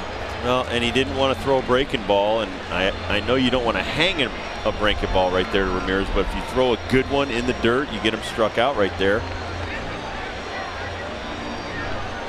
Well, you're up by 2, so to a certain extent you ignore the runner at third here, unless you can't turn a double play and you have a sure out at home, much like the play by Terrio of the Cubs 2 innings ago on Adam Dunn. But really, if you get a ground ball here, you go for 2 and you still have the lead. Oh. You don't want to make a mistake and open the floodgates for a big inning. True, but he still is the best choice for Jim Riggleman right here. Better than anybody we have in our bullpen. Probably said, this is your game. Get out of this inning. Then we'll give you some help. You've struck out this hitter twice. Go Right. get him again.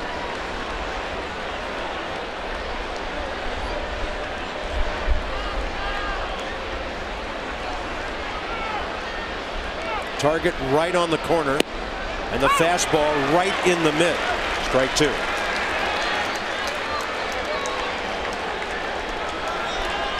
These next 2.5 months are more about building character than building a one-loss record. This is your future right here on the hill. Target in this time and up. Milton Bradley gone for the third time tonight. I don't know if he broke his bat. Yeah, he did. I know he wanted to. And that's 3 Ks for Bradley tonight and 8 for Zimmerman. Northrop Grumman here. Good morning. Good afternoon. Good night. And he snaps his bat. Wasn't the bat's fault. Yes, it was. Now here's Soriano, who has also struck out twice. Not this time. That ball's heading for the seats. And the Cubs have the lead.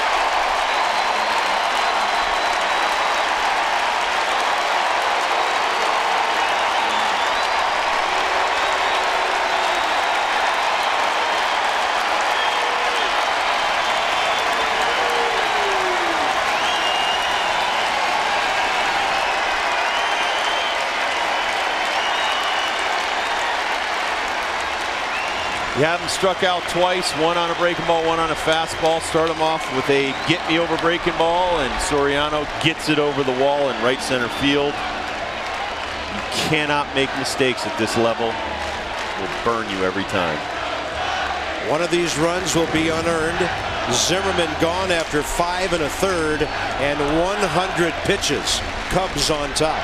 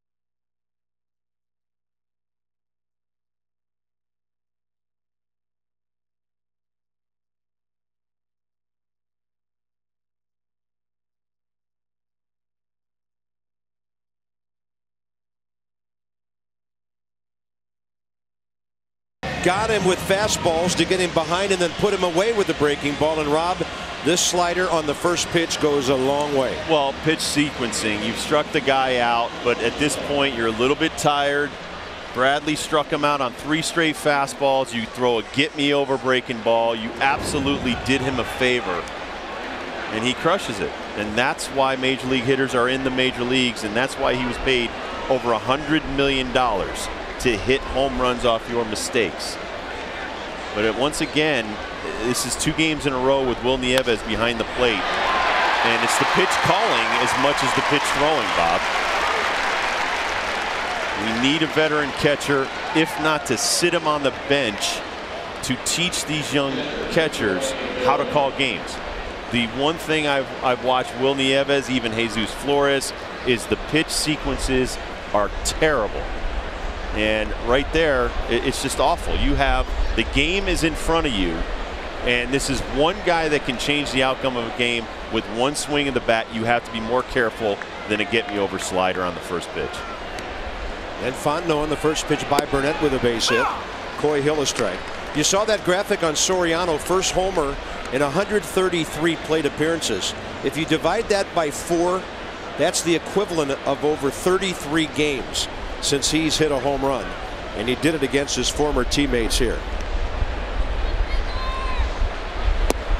It doesn't matter, though, how long he hasn't hit a home run. You still know he's got 14 on the season. He's a 40-40 guy. He's a home run threat. And just that respect will make you change the pitch sequences. If you don't have that kind of respect, and I'm not going to say you deserve to get the 3-run home run hit off you, but if you don't respect a guy's power, you'll give up home runs to them. 1-2 now. I mean, I've talked to Hall of Famer Jim Rice so many times. Jim Rice would be given an option of a day off, and he'd say no, because just by having me in the lineup makes the hitters see better pitches because they're afraid of pitching to me. So if you're going to pitch to Soriano and throw a pitch like that, you almost deserve to give up a home run. Got to use your head at this level. Looks like the Cubs will get into their talented bullpen. Infielder Jeff Baker to hit for Randy Wells next. And the Nats haven't been able to do much of anything against the Cubs bullpen. Only 1 earned run against them in 2 nights. Burnett, Harris, and safe at first on a close play.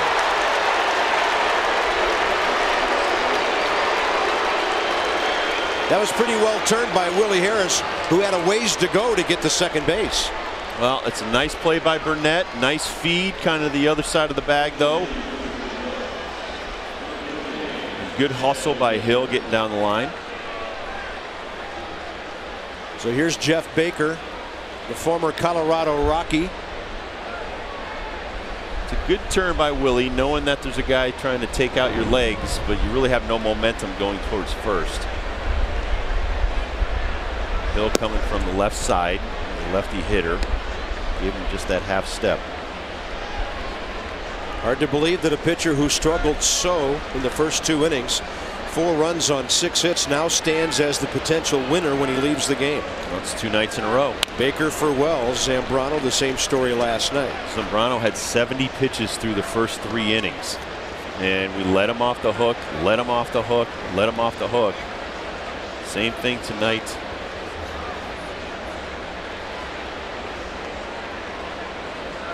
Wells shouldn't even be in this ball game at this point. Half swing, Johnson. Well done. Leads Burnett to the bag, and a disastrous top of the 6th inning is over. Cubs get 3 runs, 2 of them earned on a 3-run homer by Soriano.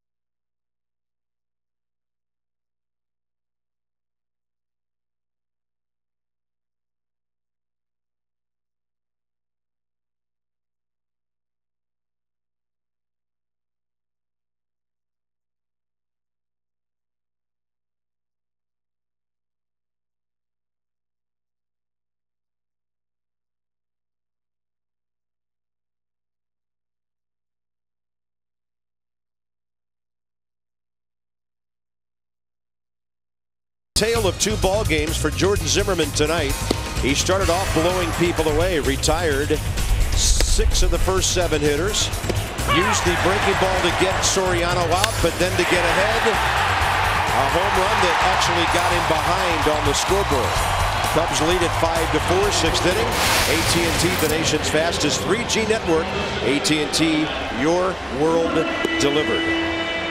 Soriano delivered for the Cubs in a 1-run game now in favor of Chicago. Harris, Gonzalez, and Nieves. And a big, strong, hard-throwing right-hander for the Cubs is Angel Guzman. Bob, about a month ago I wrote a blog for Masson.com just talking about knowing the hitters, learning the hitters, and part of your tutorial, I guess you could say, as a pitcher up here is, okay, I struck him out, I got him out, what might he be looking for this time through the lineup, 3rd time through? He's probably seen that breaking ball a few times. He threw it a lot to Soriano. And Soriano looked fastball. He lost some velocity on the fastball.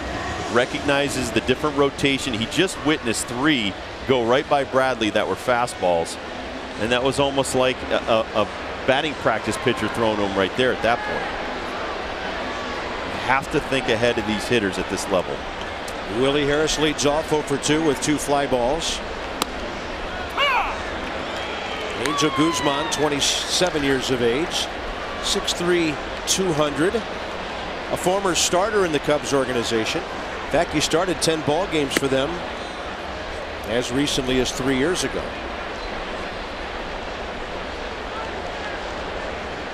And once again, it comes back to, if you're going to get beat on your best pitch, but get beat on a single or something the opposite way. You know, you hang a breaking ball and you'll be thinking about that for a long time. And probably the one statistic I'm most proud of in my career, I faced almost 2,000 hitters. I gave up 27 home runs. 27 over 7.5 years. I was not going to let them beat me on my 2nd or 3rd pitch or in a situation where you can lose the lead, and right now you're down a run. Harris on a backdoor breaking ball, fouling it.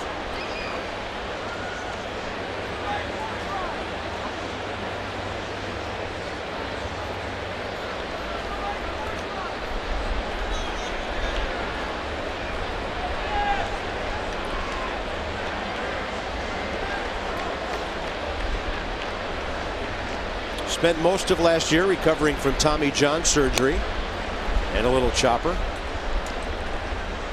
But I still think that this team needs a veteran catcher. I know Brad Ausmus is a free agent at the end of the year, will probably want to retire. I would get him over here. Even if he retires, bring him in as an instructor to work with Jesus Flores, who will be 24 next year. Yeah. Go out, get a Greg Zahn. Go out, get Ivan Rodriguez. He's a free agent. And just let them work with the guys on calling games. It's nothing more than just going on in the game, reacting to what's going on, the situations. Okay, this is a situation. And this goes back to when Hanrahan gave up that home run to the left-handed hitter. I think it was Hermedia from the Marlins. And I said to him the next day, I said, that was one guy that was looking to go deep and tie the score. Did you even think of that? And he's like, no. Well, you have to. When you're standing out there, you're going, Darryl Strawberry standing up there with a guy on first and they're down 2 runs. What do you think he's trying to do right here? He's not trying to move the runner to exactly. He's not trying to move the runner over. He's not trying to get a base hit. He's trying to hit a home run. You have to pitch away from what that guy's trying to do to you. Now, you are going to make mistakes and they're going to beat you, but when you beat yourself, that's you can't do that at this level. Too many guys depend on you to do your job. 5 1/3 for Zimmerman. 5 runs, 4 earned, 6 hits, 1 walk. It was costly. A run scored, 8 strikeouts. 2-2 to Willie Harris, waging a good battle here. And after being way behind, Willie works the count back full. It'll be the 10th pitch of this at bat. once again, that goes back to, okay, you know, some people say, hey, that was a good start, or that's a quality start. 6 innings and 3 earned runs. If your team loses, that's not a quality start to me. Your job is to get wins for your ball club. And you do that by using your head.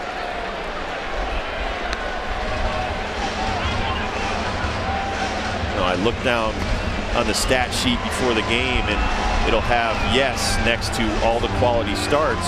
And then you look to see if you won the game. I want to see if the team won the game, and 75% of the time it's the team lost. How can that be a quality start? Well, the agents like it. No, yeah. Just like the Holds. He drives that ball to left. Soriano is over. He was playing him that way. That's good scouting by the Cubs in the first out here in the 6th. You know, I'll see 2 or 3 holds in a game on a team that lost. How is that a hold?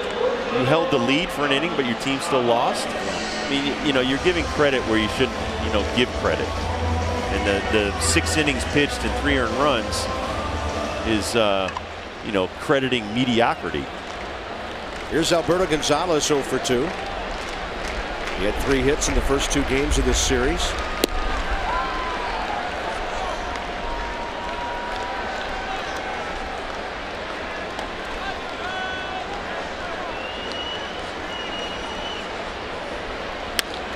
And that'll be a pop-up out to short center. Second baseman Mike Fontenot takes care of it. 2 outs. Will Nieves coming up. The Mets are coming in Monday, Tuesday, Wednesday. You can grab some tickets by visiting the Nationals Park box office right here at the ballpark out beyond center field.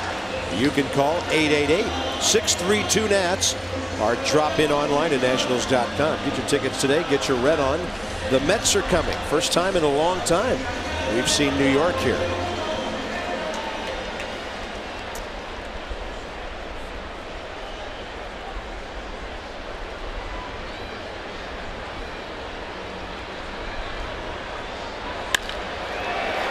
Will Nieves continues to swing the bat well. Soriano can't reach it. It'll hit the wall at the bullpen, and Will Nieves has a 2-out double, and he's 2 for 3 tonight, and now he's 6 for his last 7.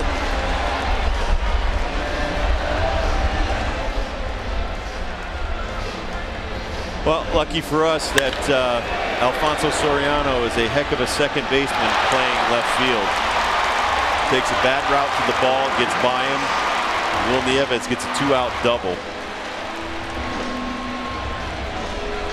Just like that, the Nationals have a chance to tie the ball game.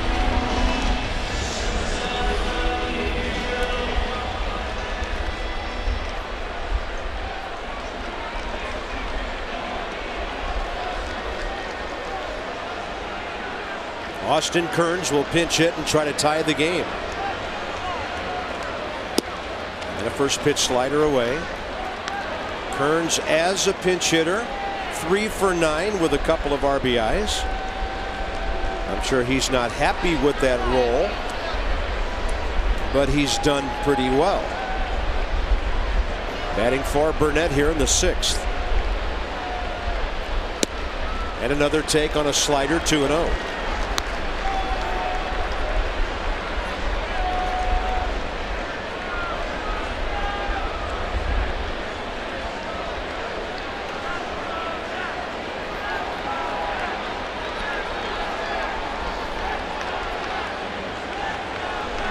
Counts in his favor. Let's see what Austin can do with it.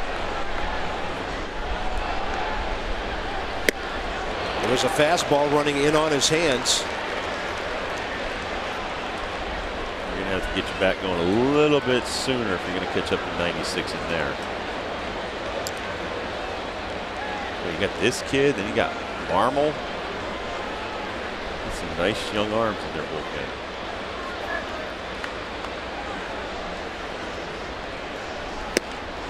2-2. 96, 97. Austin Kearns this year, 48 strikeouts in 159 at bats. Cubs have one left-hander, that's Sean Marshall. They're probably saving him for Niger Morgan if this inning continues. With the glasses and the fastball, I think I'm watching Ricky Vaughn out there. Give him the heat, Ricky. Stay with the heat, Ricky. 2-2. He goes with the slider and fills the count. Right there, I mean, but our guys do the same thing. You just blew them away on 2 ridiculous fastballs, and you're going to come back and help them with a slider. Trick him. Yep, I'm going to try to trick you. 3-2.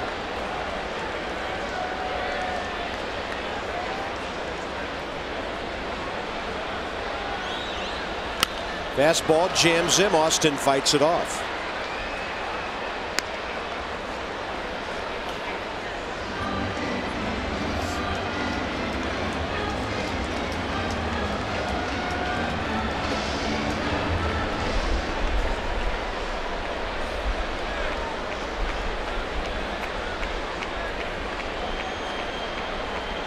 Nats hoping Kearns can run into one here.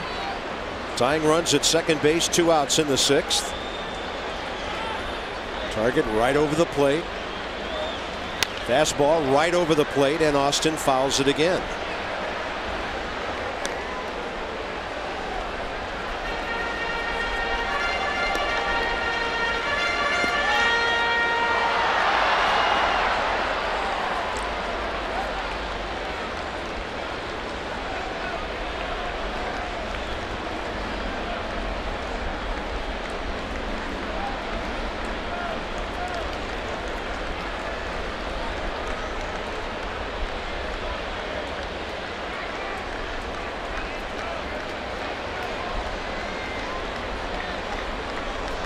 And going back to those stats too, say he gives up a hit right here, tie game, you give this guy a blown save. It's the bottom of the 6th inning. Yeah. How does that stat matter at this point? He's not working for the save. He's about 3 guys away from the closer.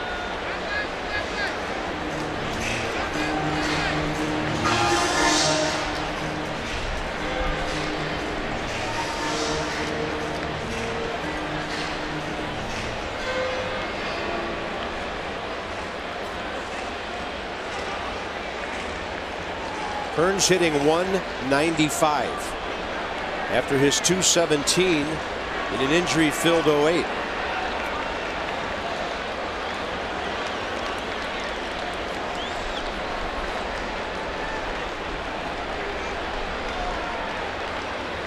And he takes the walk. A good at bat by Austin. Great at bat. 2 on and 2 out, and will this pitcher be facing Niger Morgan? The answer is no. Lou Piniella here as we get to the top of the hour, 9 o'clock on a Saturday. Bob Carpenter, Rob Dibble, Debbie Taylor. As we said last night, the regular crowd shuffles in. And a game the Nats could tie or take the lead here in the 6th inning. Lou Piniella will go with Sean Marshall. The way Niger Morgan is swinging the bat, he can't afford to leave a right-handed pitcher in the game. Morgan's 2 for 3, and here comes Marshall to face him.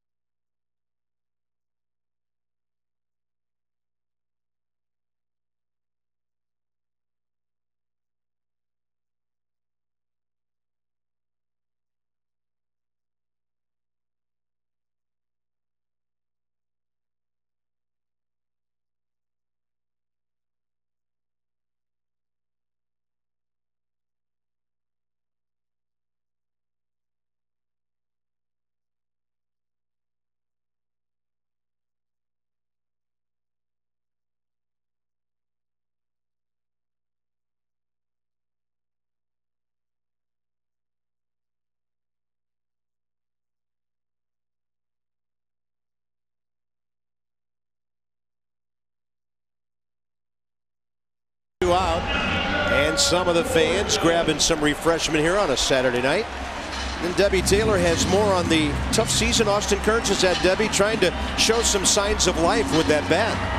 He is, and he's taken his role as a part-time player well. And Jim Riggleman said he's been very classy. The team had met with him to tell them how much they appreciate the way he's handled this role. And it's something that they believe he can, change and become a better baseball player, that he does have a lot of good baseball left in him.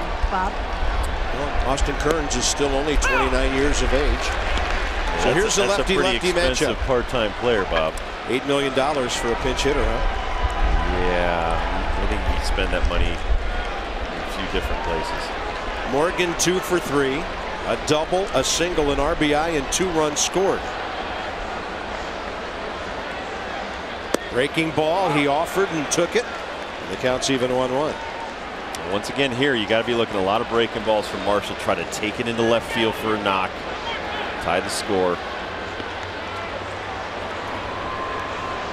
He does make a mistake with a fastball. That's the one you're going to turn on and try to hit it in the right side. Nick Johnson got in for a double right center last night. And a 1-1. Soriano real close to the line and left. That'll be a called strike on the inside corner. These two did face each other last night, and Morgan grounded out to second base. His track right here. That's well below the box. And watch where Hill's glove is.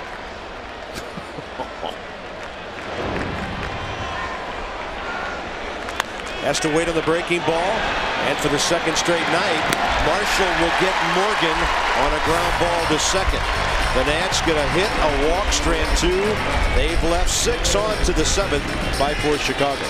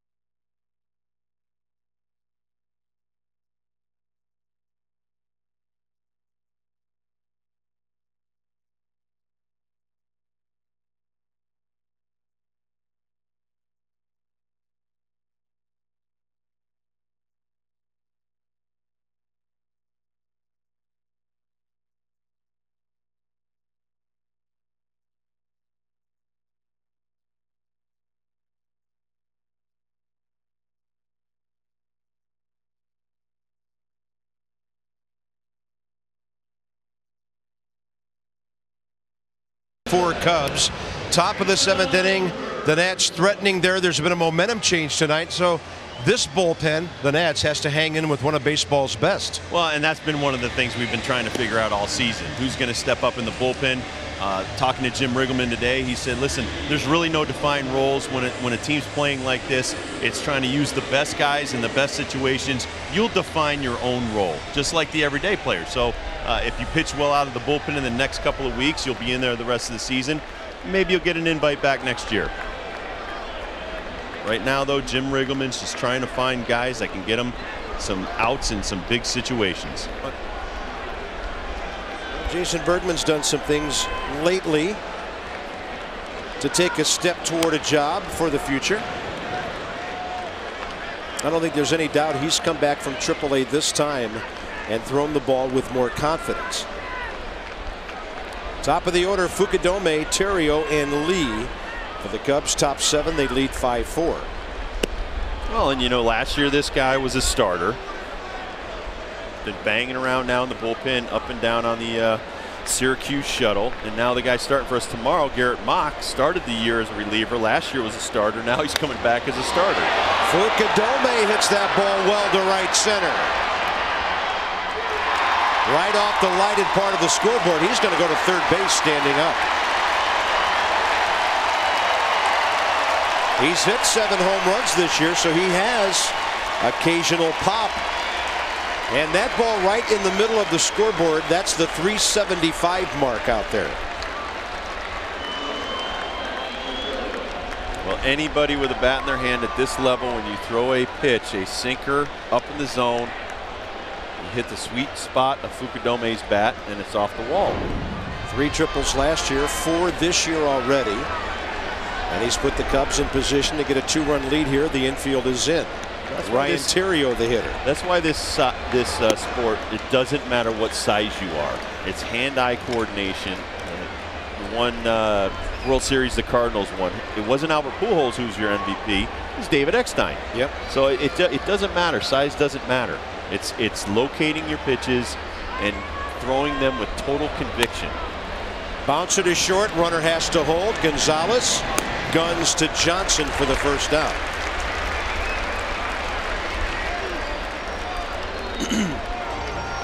A little while ago, we had our Geico President's Race. Abe is a great finisher. We know that from his presidential career, and his racing career mirrors that of the quiet man from, well, Kentucky via Illinois. Plus, his head's aerodynamic. Yeah, the other guys have big fat heads. Look at Teddy's head. I wonder he can't run fast. Abe, he's sleek, streamlined. He is.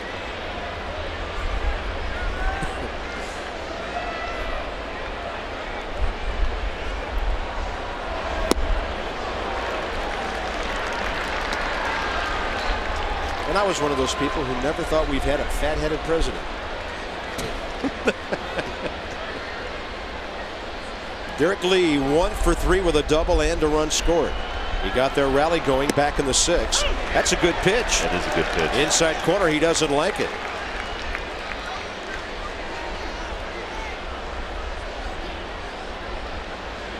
Bob Carpenter would say a front door breaking ball. I like that term. And a 1-2.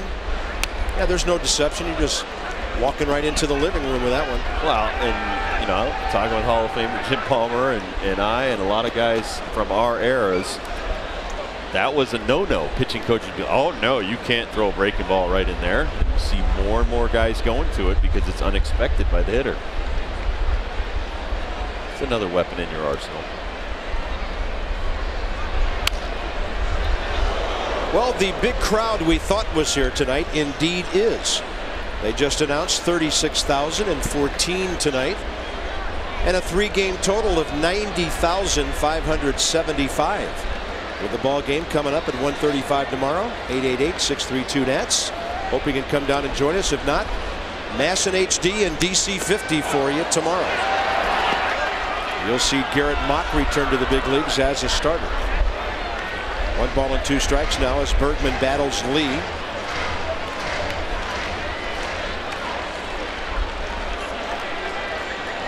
There's Craig Stammen.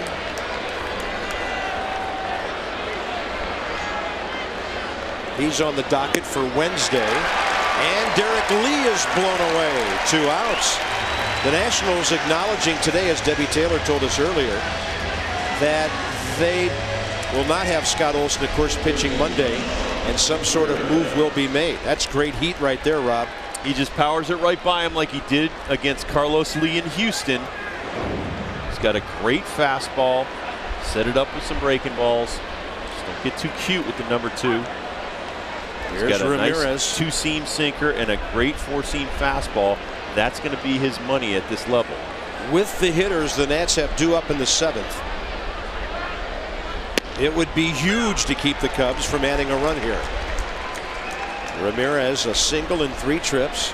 He hit the ball hard last inning that handcuffed Willie Harris.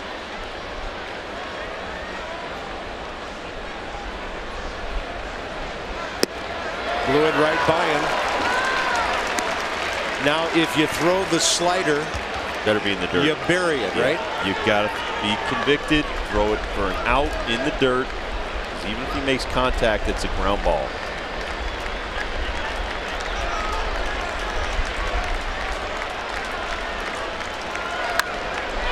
Fly ball right center.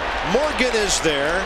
And after the Cubs had a runner at third with nobody out, they do not score. And here are those do-ups, Nick, Ryan, and Adam. Good job by Berkman.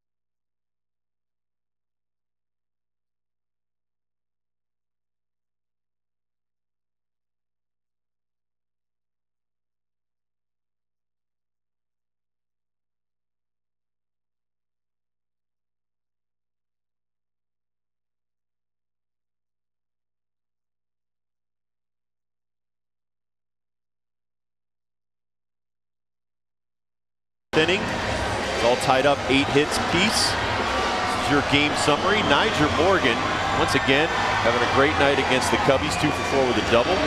Soriano, the big blow against Jordan Zimmerman, his 15th home run, a 3-run home run, top of the 6th inning. And then Nick Johnson is back, 3 for 3 with 3 singles and a run driven in.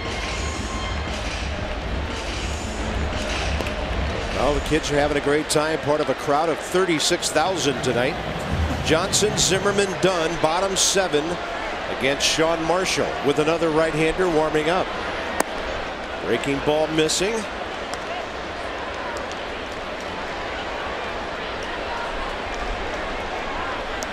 Nick having a great night with the bat.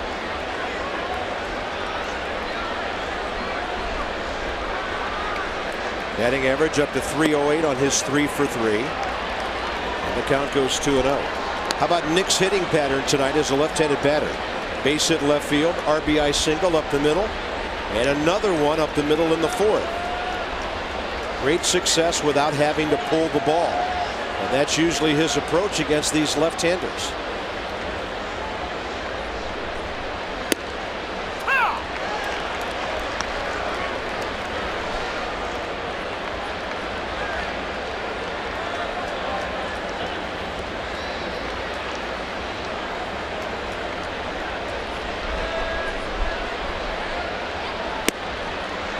Well, that's a couple of generous calls, and the count's 2-2.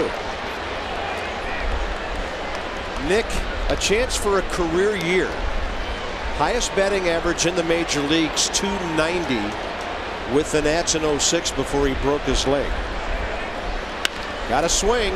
Out to short, two-hopper, Terrio.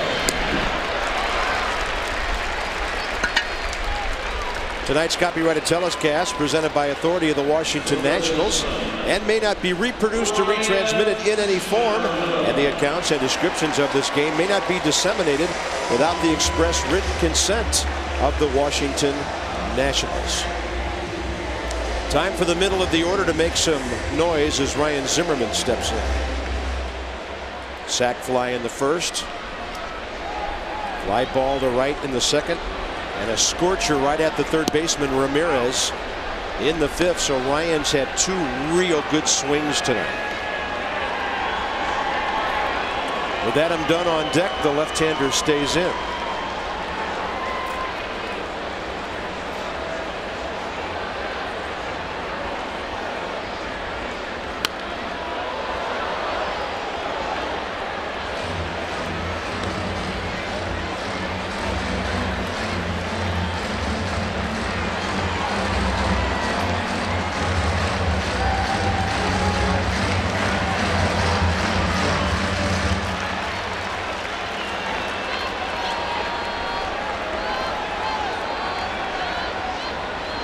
Breaking ball, that's a good take by Ryan.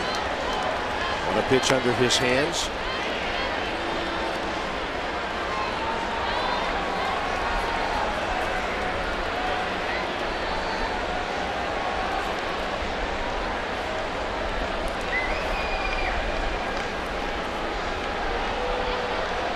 He drives that ball to center. And coming in, unable to glove it cleanly, Fukudome. Zimmerman has a base hit. And a nice turn at first.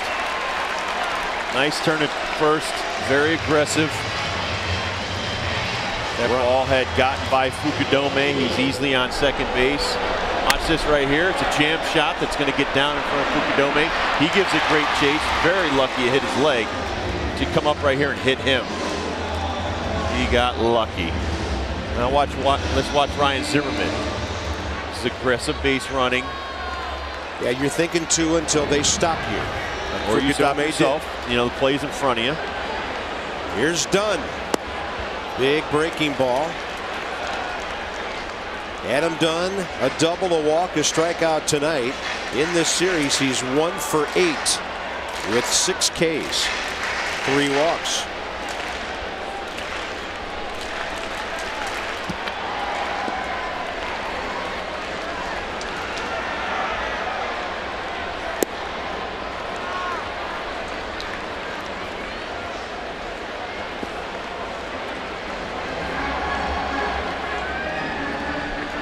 RBI number 63 tonight.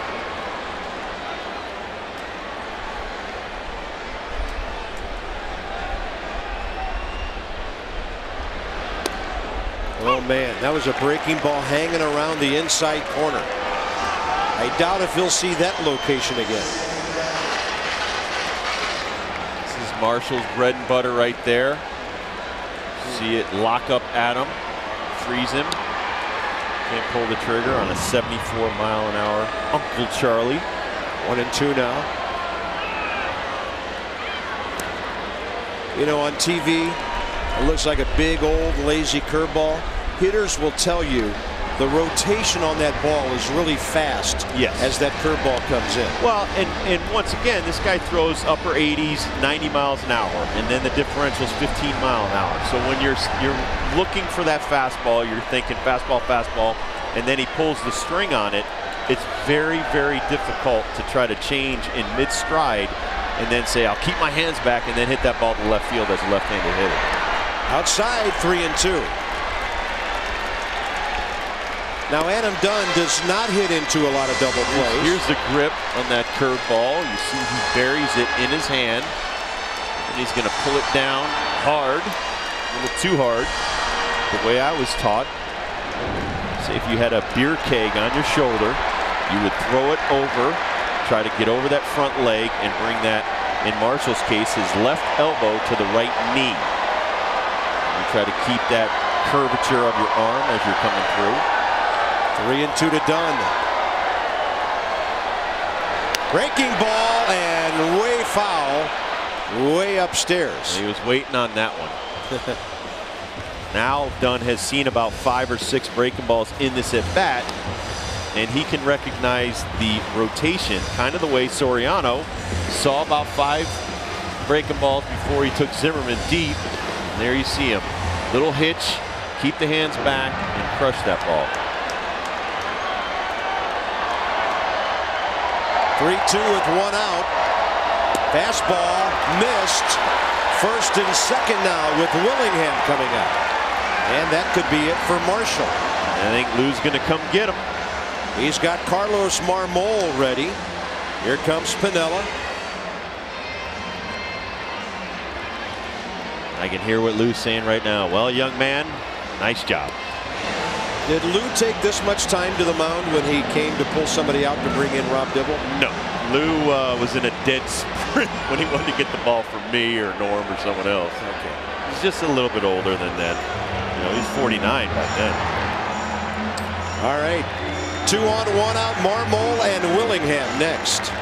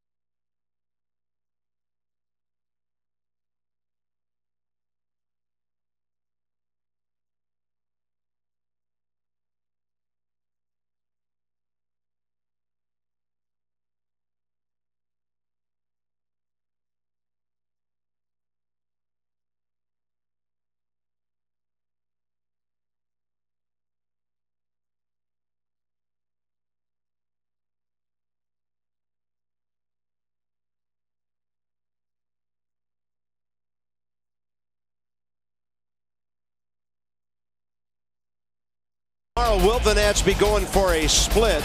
And the Cubs will go with right-hander Kevin Hart, 26 years of age, 19 relief appearances over the last couple of years. And Garrett Mott comes back from the minor leagues now to start for the Nats.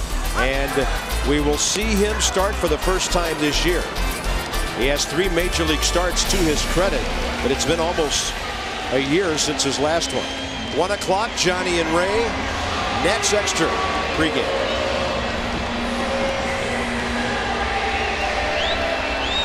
And by the way, Kevin Hart is a former Maryland Terrapin.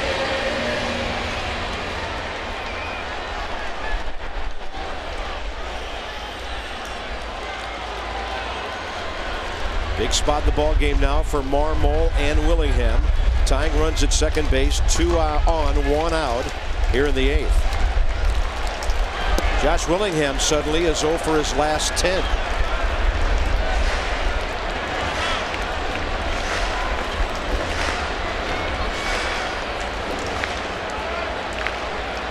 Still looking for his first base hit out of the All-Star break. Breaking ball high. Marmol has one of the best sliders in baseball. Pretty unhittable, Rob, for the better part of 2 years now. That's pretty impressive. It's very impressive, and he is a 7th and 8th inning just rally killer. 3-0. He has not been able to claim that closer's role yet.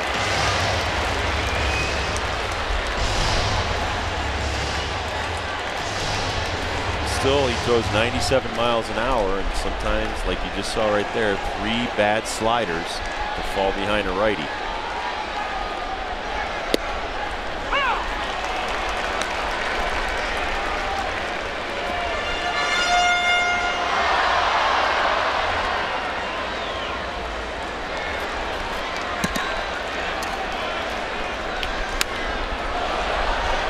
Look at Kerry Wood. He was a converted starter that threw across his body, became the closer. Kevin Gregg out of the Marlins last year, setup guy back with the Angels. He's now done a great job as closer. 17 saves. You would think that Marmol, with his ability and his stuff, would be the closer. That was a breaking ball, would have been ball 4, and it hits Willingham. Josh hit for the second time tonight. The bases are loaded for Willie Harris. This is the pitch sequence right here. You're going to see nothing but sliders. Slider. Dropping down under 3/4 slider. 3-0. Has to throw a fastball. 3-1. Throws a fastball, fouled off, and then he comes back with a slider and hits him in the elbow, and that's why Lou Piniella has nothing but gray hair. Here's Harris. Willie's hit the ball in the air 3 times to the outfield tonight. The Nats would take that here. Marmol falls behind again. Well, throws 95 miles an hour, and he's trying to trick people. The bases are juiced. Zimmerman single. Dunn walked. Willingham hit by a pitch.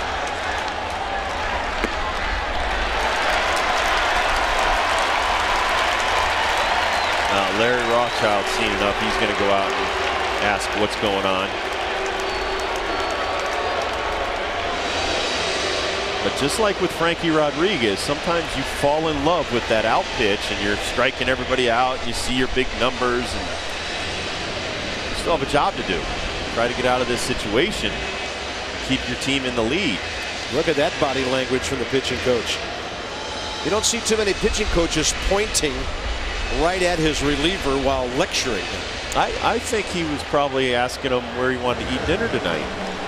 Because it may happen pretty quickly. I've had that tone with Larry Rothschild before, and you have done nothing to make me like you right now. Now, so usually after this, you'll see a fastball. Sometimes. But this is not a fastball pitcher. He probably said, what's your best pitch? There's a fastball. Derek Lee's got it. Home for 1. And the Nationals cannot get the run home. Well played by Derek Lee. Well, but once again, Bob, hits Josh Willingham. It's a 2-0 pitch. Even if you're gonna get a fastball, you have the bases loaded, pressure on Marmol to throw strikes. Yeah, you're in the driver's seat. There's no reason why you need to, unless you think you get a grand slam, to swing at the fastball. And here it is. This is going to be a ground ball right to the first baseman, who's a Gold Glove first baseman. Yeah, that ball jammed Willie a bit. Yep, but that's not the point. The point is, Baseball 101 would tell you, make him throw you a strike. Or make him throw you 2 strikes. Take the 2-0, and then you let it rip on 2-1. It's up to Alberto Gonzalez now with 2 outs. And that almost hit him. You almost wish Alberto would have stood still and let that breaking ball nick him for a run. 2-0. Now if he swings here, you got to wonder what's going on.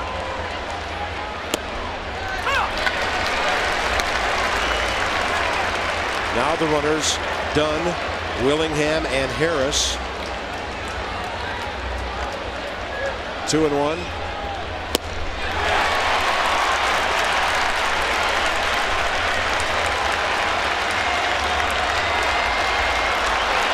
Cub fans are standing.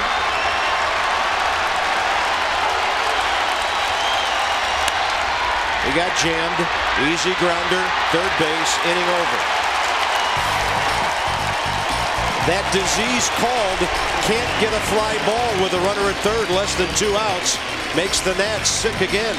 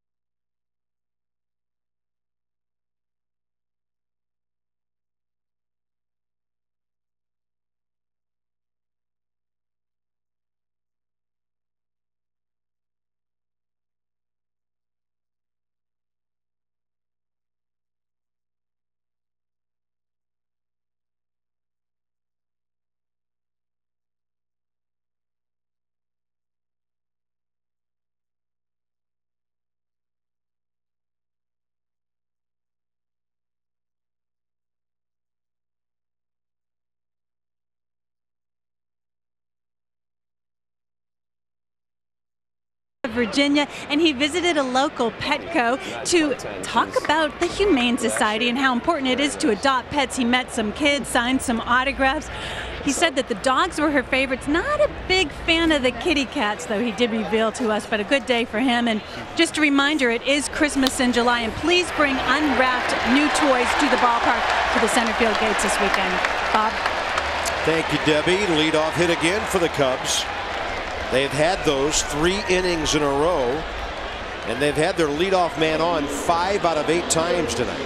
Here's Soriano.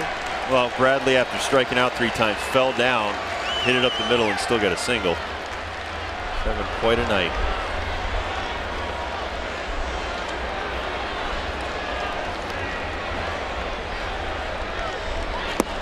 Now, normally when a cat does that, like bows its back. Yeah, something's about to happen. Yeah, it's about to scratch you.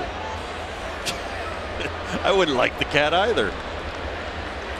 Yeah, I'm here to talk about the Humane Society, and the cat scratched me. This from a man who has 3 200-pound dogs at home. What happens when they bow their back? Time to get out of California? Pussy cats, come on. Yeah. Samson and Delilah, they wouldn't hurt a flea. Oh, man. Look at John.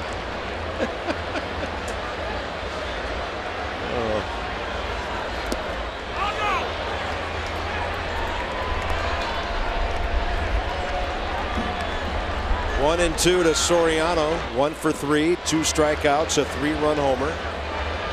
There are times when Alfonso is an all or nothing hitter. Tonight has been that.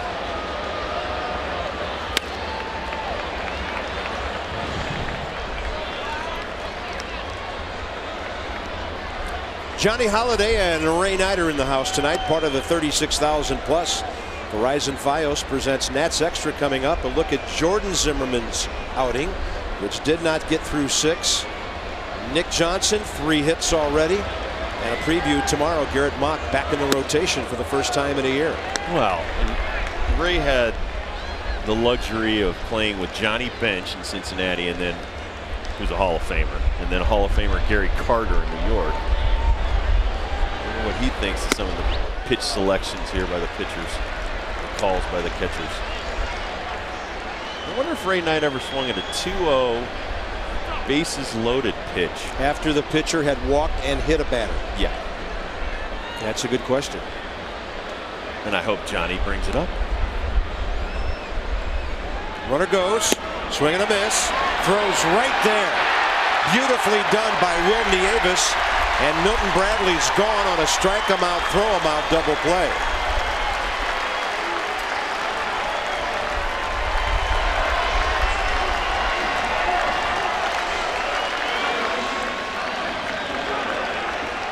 Bergman strikes him out.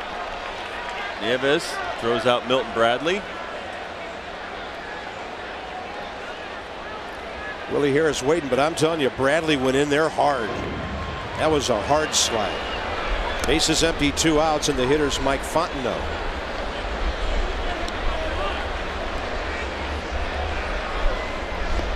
Here's Bradley at second. I think he's trying to get the ball out of his glove or clip him or do something.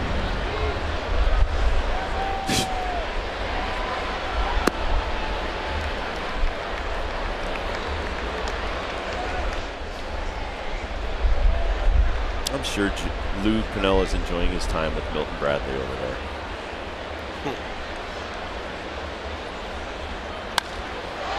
That ball well hit right center.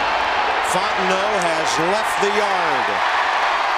His 6th homer of the year, and the Cubs lead it 6-4 here in the 8th.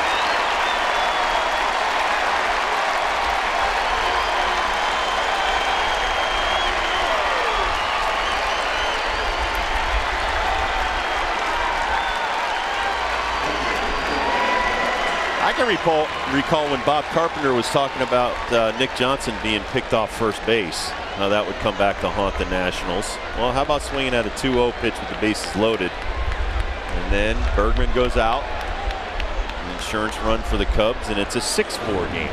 Coy Hill, the hitter. Well, I'm sure there's no research to back this up, no numbers to quantify that. But it just seems when you're ahead and you make a base running mistake, soon thereafter you are not ahead any longer. It's just kind of crazy the way that works out.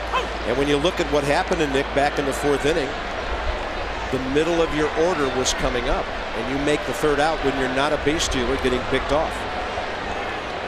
And you should have a one-way lead with 2 outs. You can look at almost. And that a one-way lead in layman's terms means don't get picked off. Yeah. You should be able to dive back to the bag at a moment's notice without being picked off. You're going station to station at that point. But I think you can look at almost every game this year, certainly each one of the 63 losses, and you will see at some point during that ball game where the Nats made one or more mental mistakes.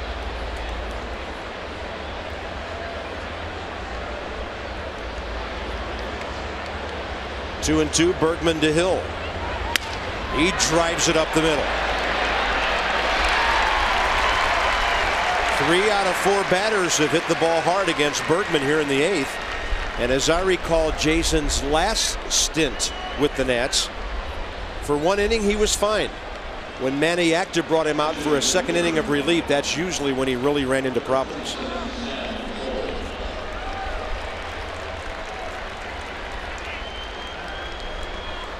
The hitter will be Sam Fuld, pinch hitting for Carlos Marmol. And the interesting thing about that, Marmol usually pitches set up in the 8th inning, but tonight by the 8th he'll be out. Plus Lou's been running him out there an awful lot lately. I think he's pitched in every one of these games. He has.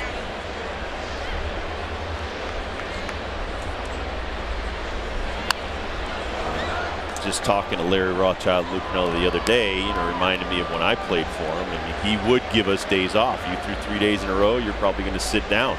You get up 3 times in a ball game and you don't get in the game, you're probably getting the next day off, or you're sitting down so that he doesn't use up your arm.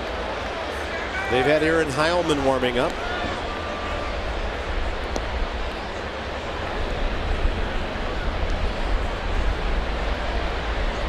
They have 7 guys in their bullpen. I mean, we used to have 5 in ours back years ago. And this is the role Heilman did fill for the Mets for a while, the 8th inning setup guy. Well, and Samardzija was a starter in the minor leagues. Marshall was supposed to be a starter. Heilman's supposed to be a starter. You basically have 3 guys. I haven't seen enough of Stevens to know what he features, but you've got some guys that should be able to go 2 or 3 innings at this level. Well, Bergman, a former starter for that matter. But there's something about his 2nd inning of work that doesn't go right. Single, homer, single in this inning. Fortunately, the double play in between. 3-2, runner going. That ball driven to right. Josh Willingham makes a really nice play to his left. He's done nothing but play solid right field. Cubs tack on a run and lead by 2 in the 8th. Thank you.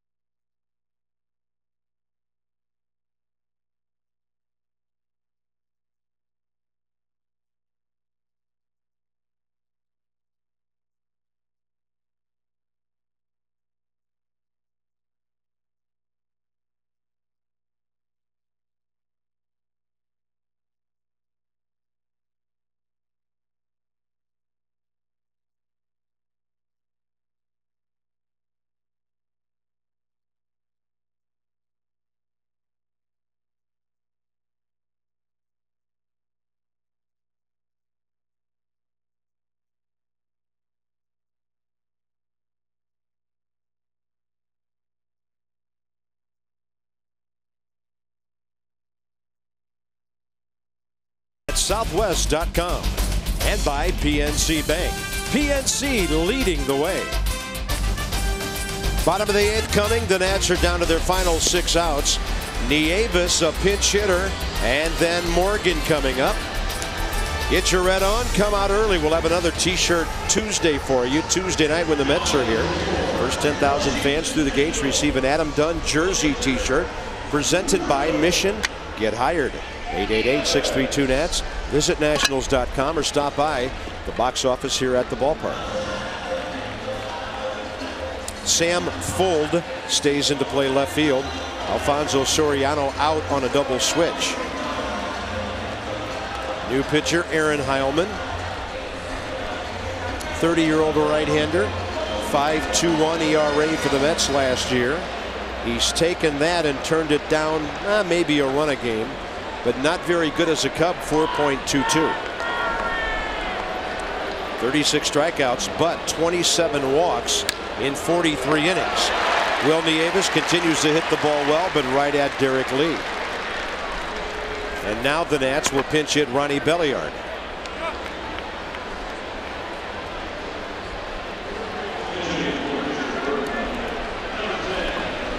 Belliard pinch hit in the 9th inning last night of a 3-1 loss and singled with 2 outs.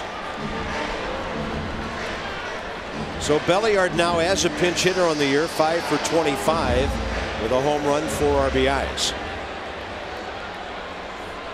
He'll bat for Bergman, who gives up a run on 4 hits, 2 strikeouts in 2 innings.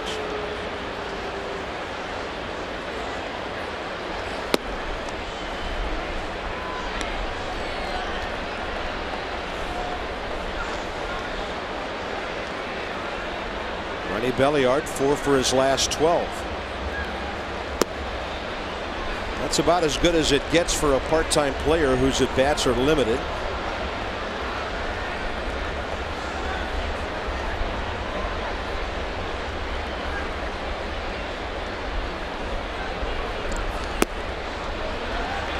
You got Belliard and Austin Kearns making an awful lot of cash for very little production. I think it takes a genius to see a couple of slots might be open on this roster next year. Well, that's $10 million. You get that off the payroll.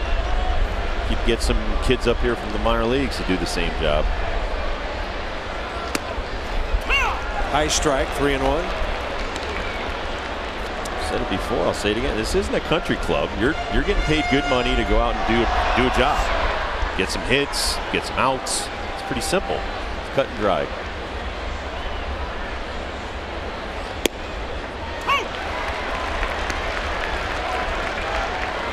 Niger Morgan on deck here in the bottom of the 8th. The count's full to Belliard with great speed on deck, 2 for 4 tonight.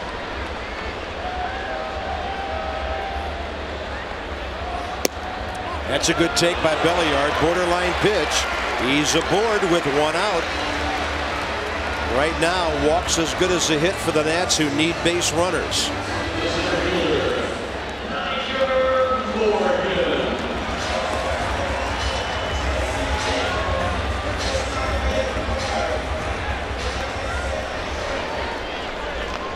Morgan, a fly to center, ground ball to second his last 2 times, after hitting safely and scoring twice in the first 2 innings. Nats once led 4-0.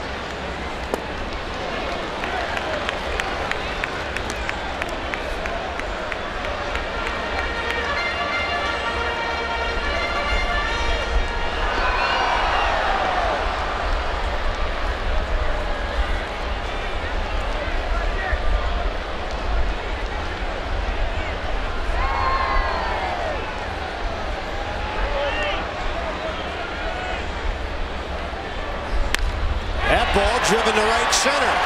Belliard will stop at second, and now the ball booted by Bradley. Should be a base hit and an error, and the Nats have runners at the corners with 1 out. Nice job by Ronnie Belliard recognizing the boot by Bradley out in right field. At first and third now with an out. 2, 3, 4 guys coming up. Nick Johnson will be first.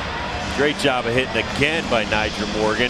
And then Milton Bradley right here butchers the ball out there off the heel of the glove, kicking around a little bit. Allow Ronnie Belliard to go all the way into third.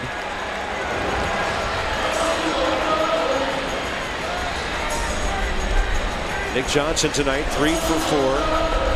His 40th RBI. He's just a fire starter. He's an igniter. I just love the guy. And Morgan could be running here. No, there's no reason for him to run right here. Yeah, but what about the double play? Well, and if he gets thrown out, you run yourself out of an inning. Left-handed batter standing next to the catcher. You got to take the chance that A, Nick's going to get a base hit, and B, you don't want to run yourself out of the inning right here with the middle of the lineup coming up. He has a pretty short lead. Cubs thinking he might have something in mind. It also could depend on the count. It's only 1-0 here.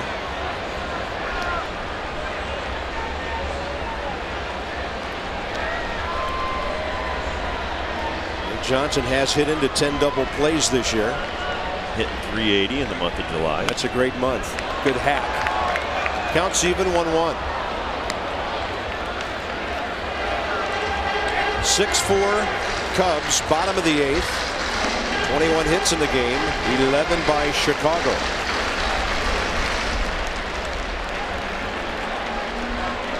This is a breaking ball count right here. He may send him on this count. 1-1. He's got a bigger lead than he had before.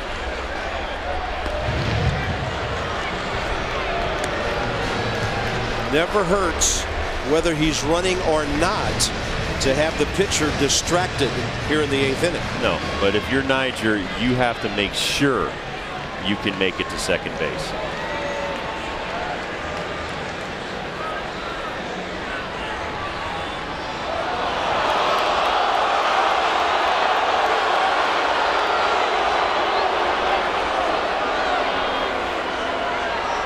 Much better job, runners in scoring position tonight than the first 2 games. 1-1 the count. Morgan holding. Way inside, ball 2.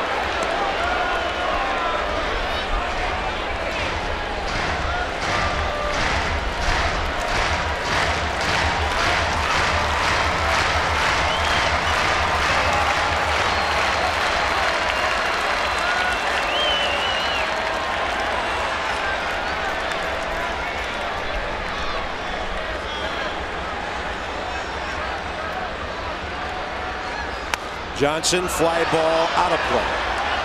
2-2.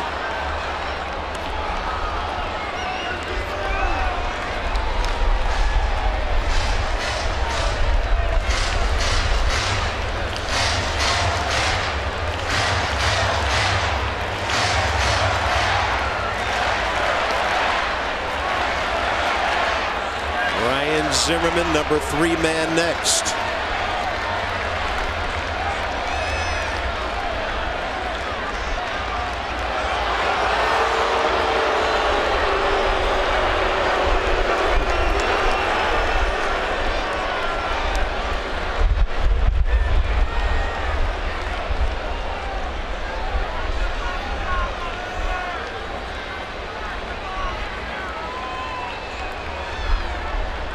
Target in.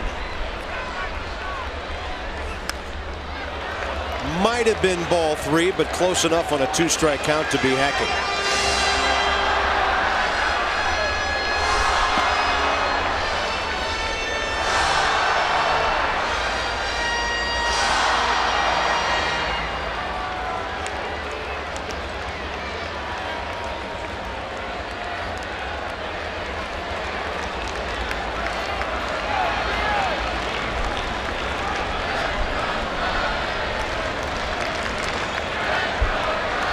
Target away this time. Nick Johnson takes a fastball high. Now we'll see if Jim Riggleman does something with the runner on a full count with 1 out. Man, you got to have nerves of a burglar right there to take that pitch.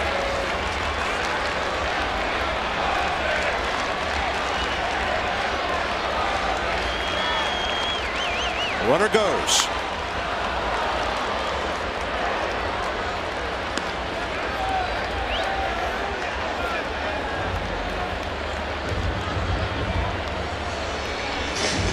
He's just getting loose for his next sprint. Ronnie Belliard started this with a 1-out pinch walk.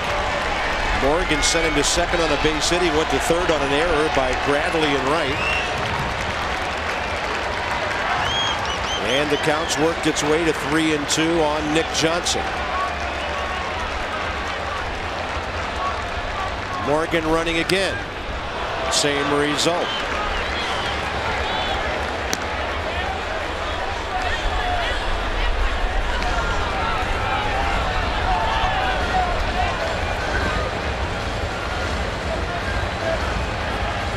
Johnson has at-bats like this when he's seeing the ball well.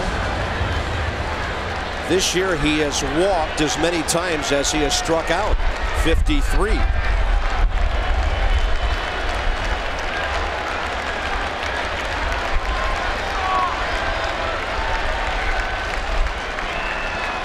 Three-two again, and he walks for the 54th time this year. The bases are loaded. Lou's seen enough of that action.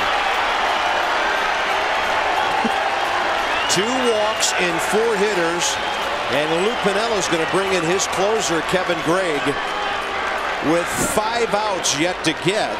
Ryan Zimmerman hit what turned out to be a meaningless homer on Thursday night against Gregg in the 9th inning. But could that mean something tonight?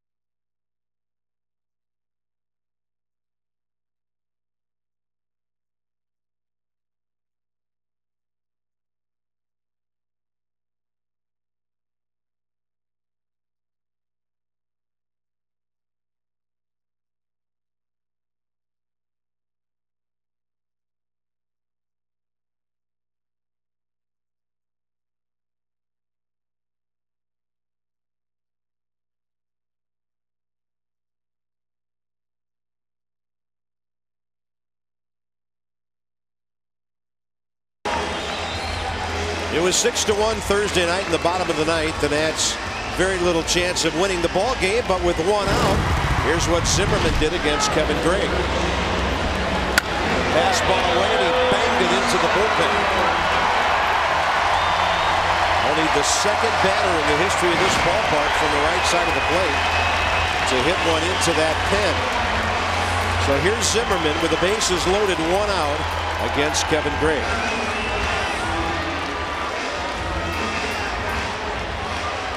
We'll have to work long and hard for save number 18 tonight.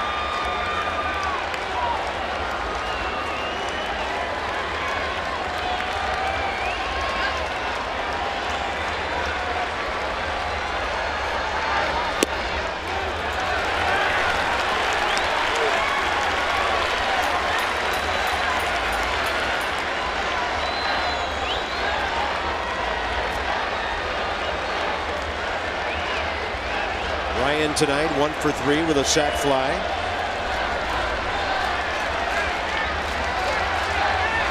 Fastball right center. Milton Bradley will catch it in front of the track. 2 runners move up. It's a 6-5 game, and Morgan goes to third.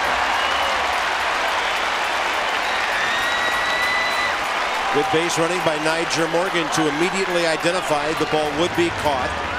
Zimmerman has his 2nd sac fly of the night. Ryan gets a fastball away, hits it into right center field right here. Bradley catches it, throws it into second. Nyjer Morgan, like you said, tagged and went to third. With 2 outs right here, Adam Dunn has to come up with a huge hit to tie the score. And it's not often we just want Adam Dunn to make contact, but this is one of those times. Strikeout pitcher, strikeout hitter.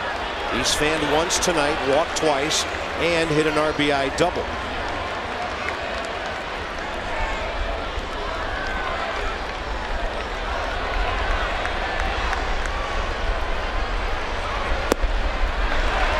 Two and 0. Working him away. They have all series. Yep.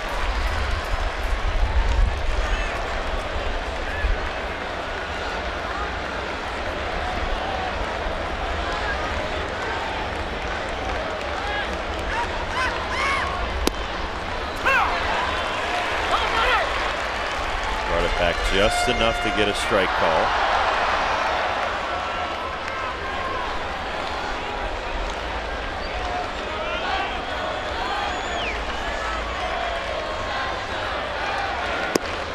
Fastball away, 3-1. But if you notice how they pitch our big hitters, they always take the chance that if they're going to get beat, they're going to get beat away. Right.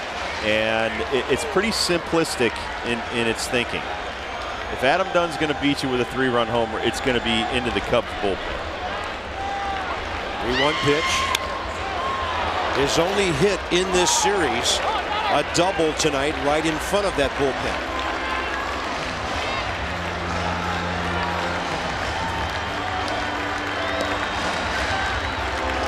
Three and two.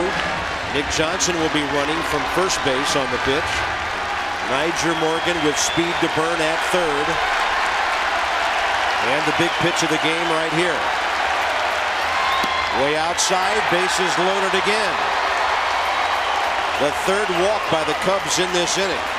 No, he didn't want any they part weren't of, going to let Adam Dunn beat them. No, I'm sure he was told by Lou, do not let Dunn beat you. You got a righty on deck. And a big spot for Josh Willingham. 1 week ago tonight, Josh had a 2-home run game in Houston. What if you get hit by a pitch 3 times in a game? I know we call it a golden sombrero when you strike out 3 times. That would be called the red elbow. And that would be okay because Josh has a guard on that elbow. I've told you before, you can't hurt steel. That's a great take on a slider away. Couple of career grand slams for Willingham, but look at the 36 RBIs. Hey, we'll just take 1 RBI right here, even if you have to get hit by the pitch to do it. There's a fastball down around the knees.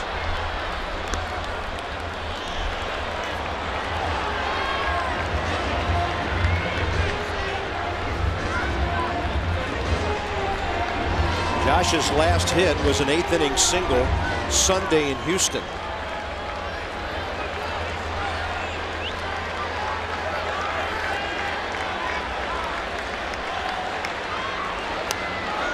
And that baby right down the middle, but it had good movement on it.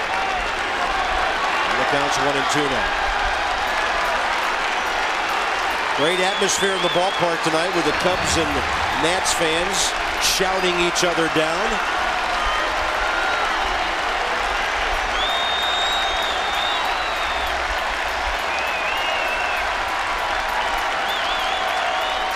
Willingham asking for time. They play him around to right in the outfield.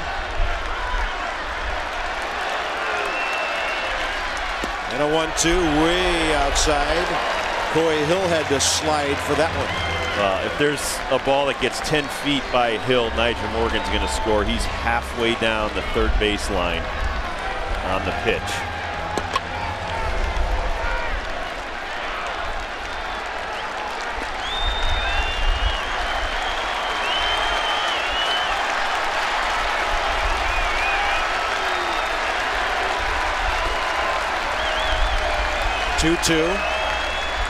Slider, great take. Does he have to throw him a fastball now?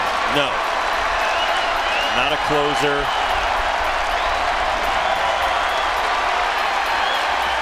Throw him a 2-2 slider. He may throw a 3-2 slider. All the runners will be moving. Willingham fouls another one. He did give him a fastball low and away, 93 miles an hour.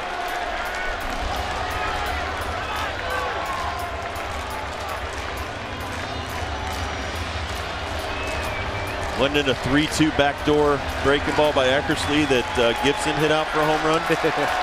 Yeah.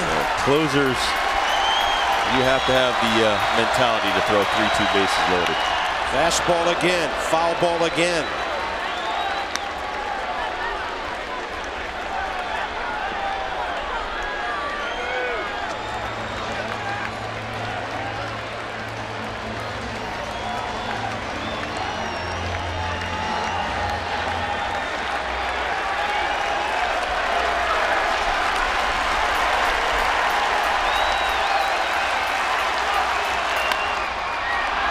Fair ball. Long throw, Ramirez, and Derek Lee saves the day with a great backhand pick. You could make a case that Derek Lee's glove is saving this game for the Cubs tonight.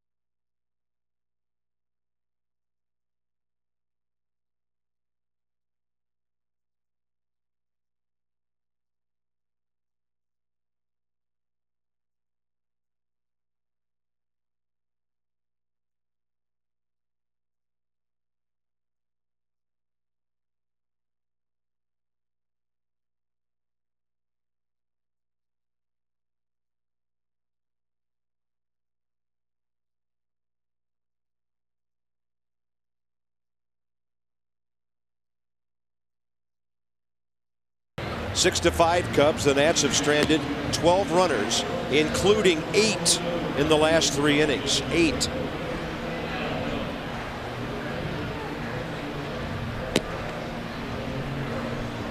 A lot of changes for the Nats defensively now. Oh, wait a minute. Yeah. Originally, Willie Harris came into play left to move Adam Dunn to right, but now Willie's in right, so Adam will stay in left field. And that's because Ronnie Belliard has taken over at second base. Joe Beimel takes over. 41st game. Top of the order for the Cubs: Fukudome, Terrio, and Lee.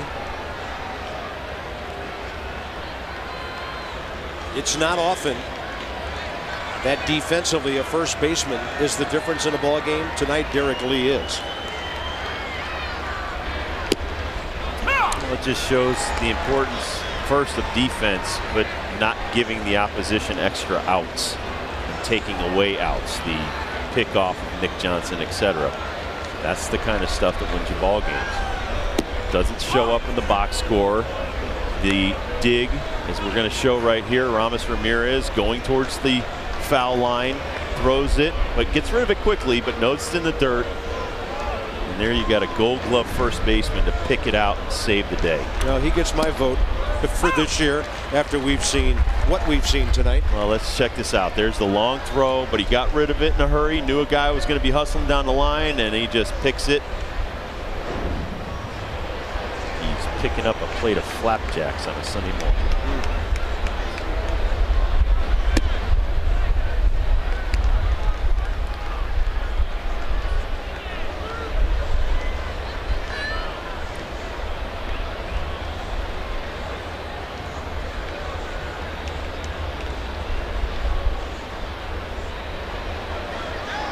And a breaking ball outside. Beimel to Fukudome, 3-2.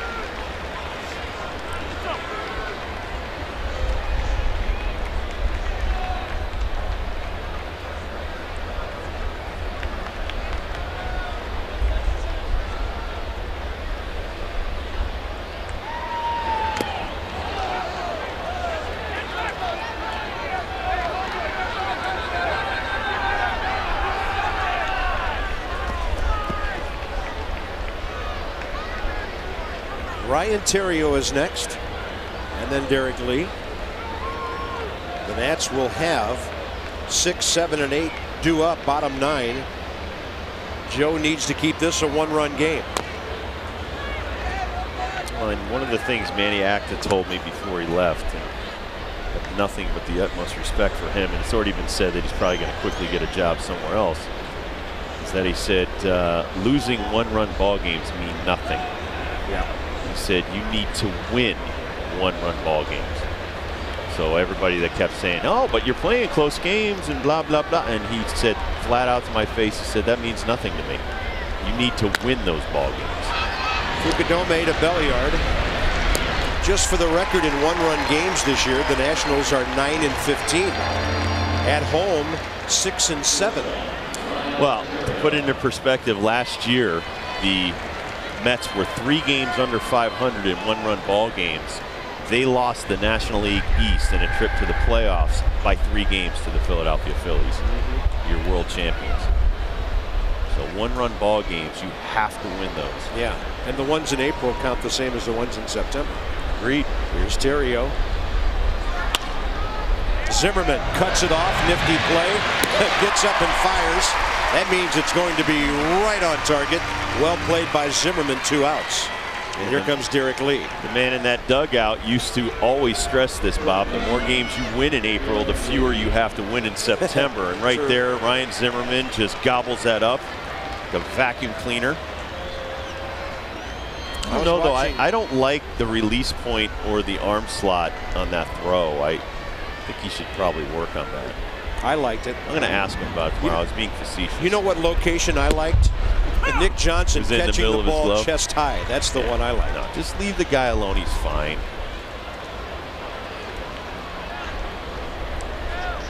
I mean, if every throw you ever made was being critiqued by people that never even stepped on a baseball field, how would you feel?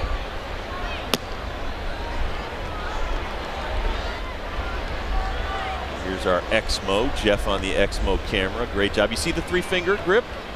There you go. See? Didn't even waste any time. He picked it up with 3 fingers and fired it.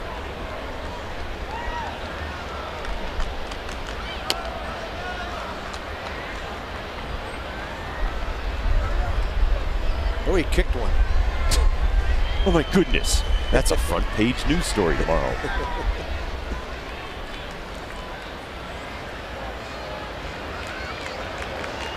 Bases empty, 2 outs, top 9. Cub closer Kevin Gregg already in the game. But this is a very important out for Joe Beimel and the Nats. And a 1-2 pitch.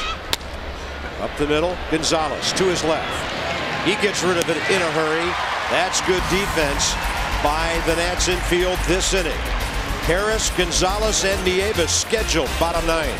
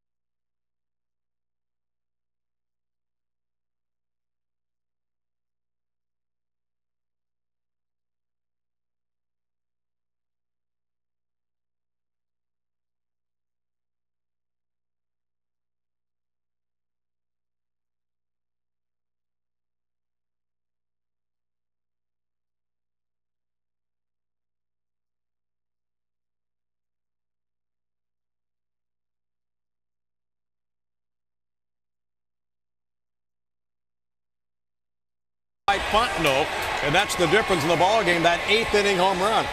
Yeah, Johnny, their ability to drive in runs when they need to. Fontenot hitting the big home run, and that kind of shocked everybody. I think Bergman getting through, throwing the ball extremely well, but Fontenot, a good fastball hitter, got the ball out over the plate.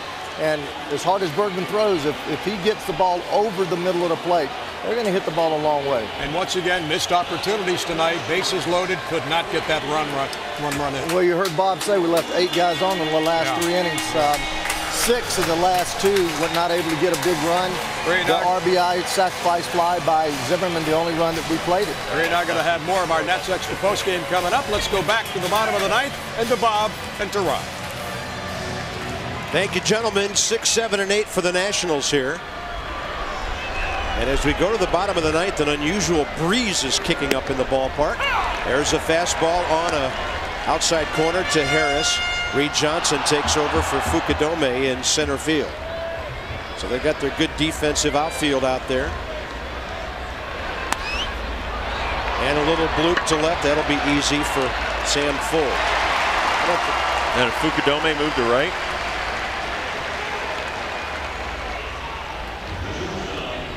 Kosuke Fukudome is in right field.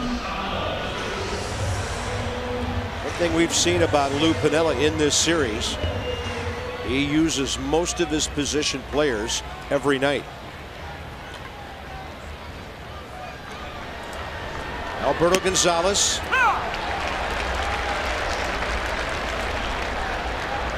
Alberto hitless tonight in 4 trips.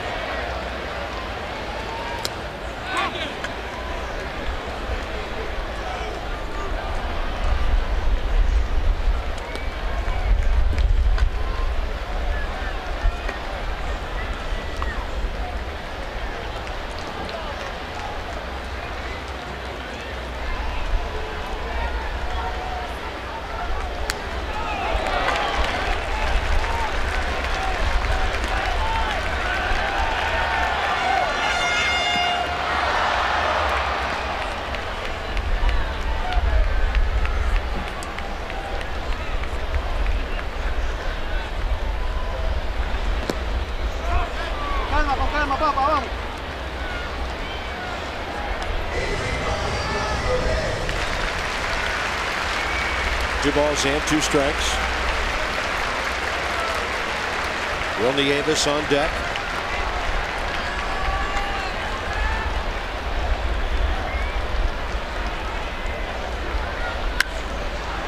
And he got jammed with a high fastball. Wind blowing the ball around. Foul ball, easy play, Terrio. 2-9. Looks like the Nats will call Will Nieves back. Or will they? He's looking into the dugout. I'll let him hit. And Jim Riggleman just looks away. He's had as good as swings as anybody. Absolutely.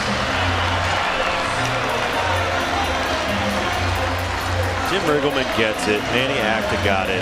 It's just a shame what happened to Manny. This team is much better than they have shown on the field this year. Cubs in a position to be looking at a sweep tomorrow with 1 more out here. Will Nieves has hit the ball hard 3 times. He's 2 for 4. And you could think about it this way. Clint Hurdle a couple of years ago took his ball club all the way to the World Series, and he got fired this year.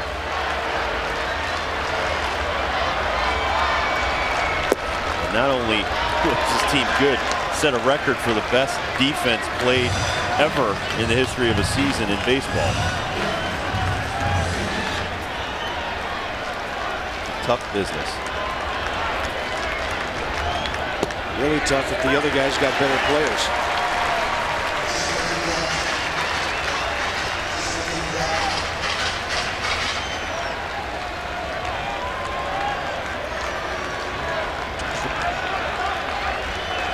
Two and 1 to Will Nieves.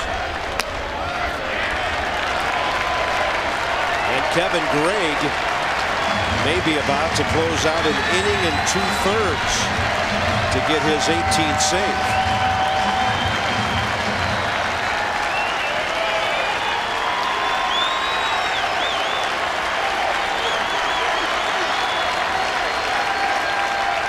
Breaking ball hit well by Nieves out of play.